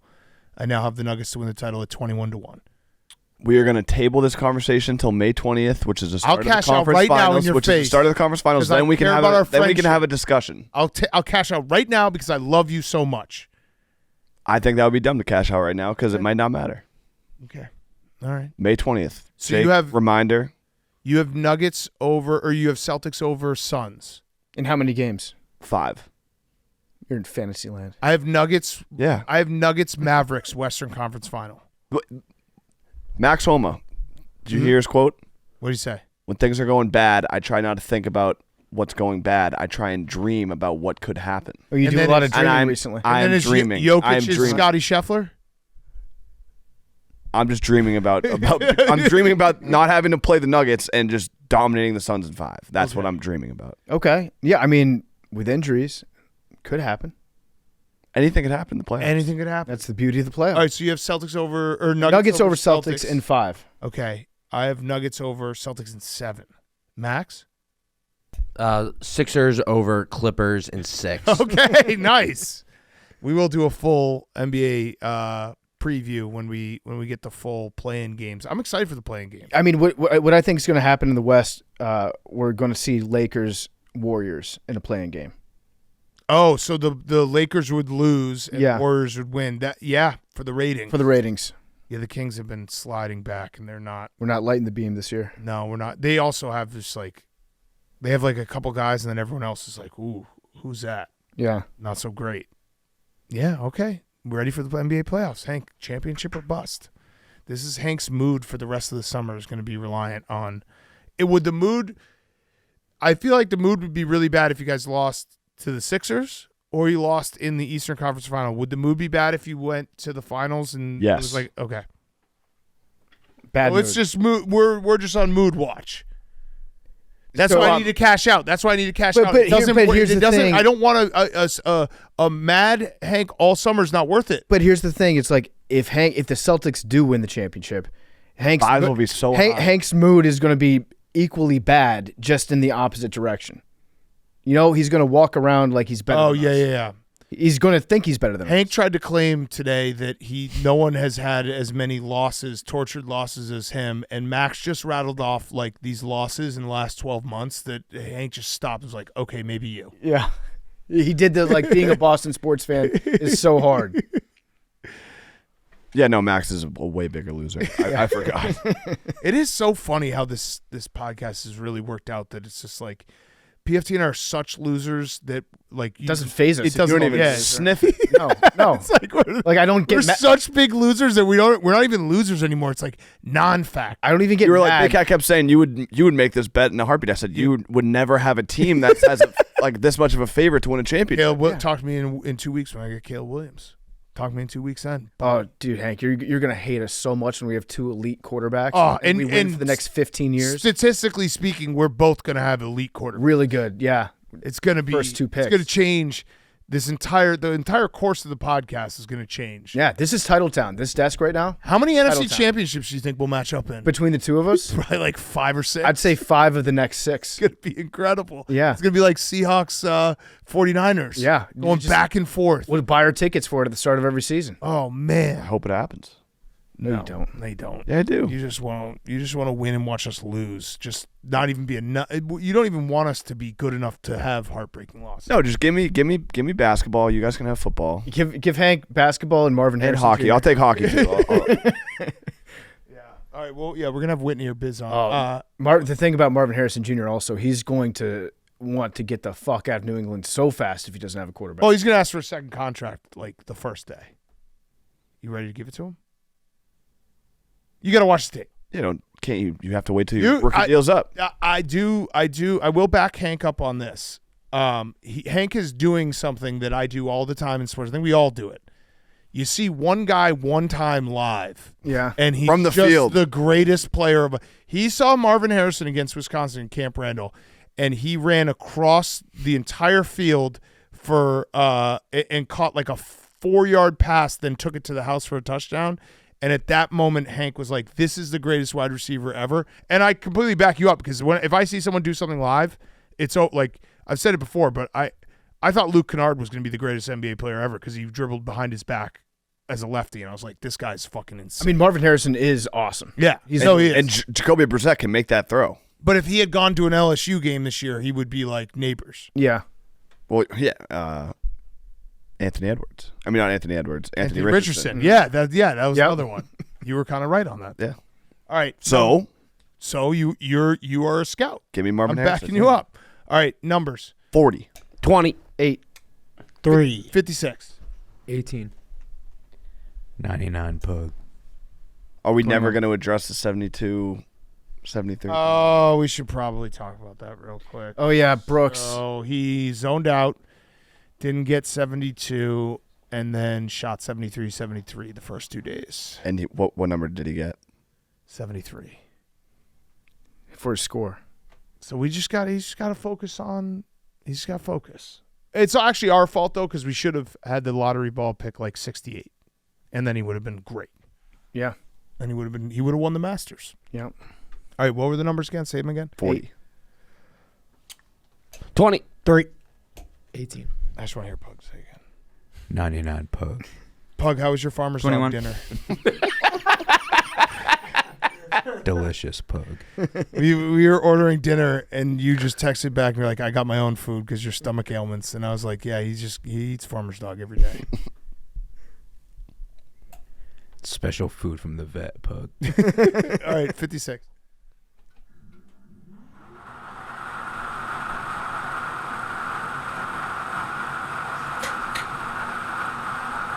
$99. 99 Pug! 99 Pug. Let's go, Pug! A 2-time winner. Get Go. Pug in here. Go. Get Go. Pug in here.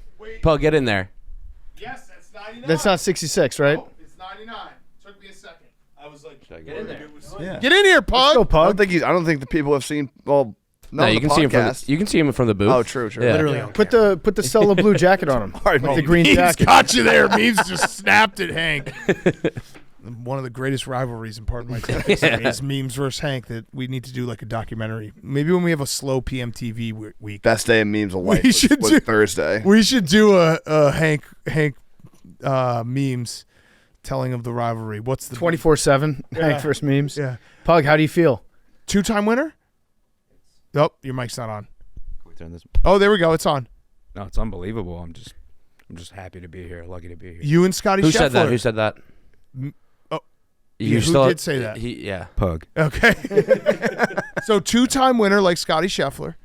What are you going to do with winning second time?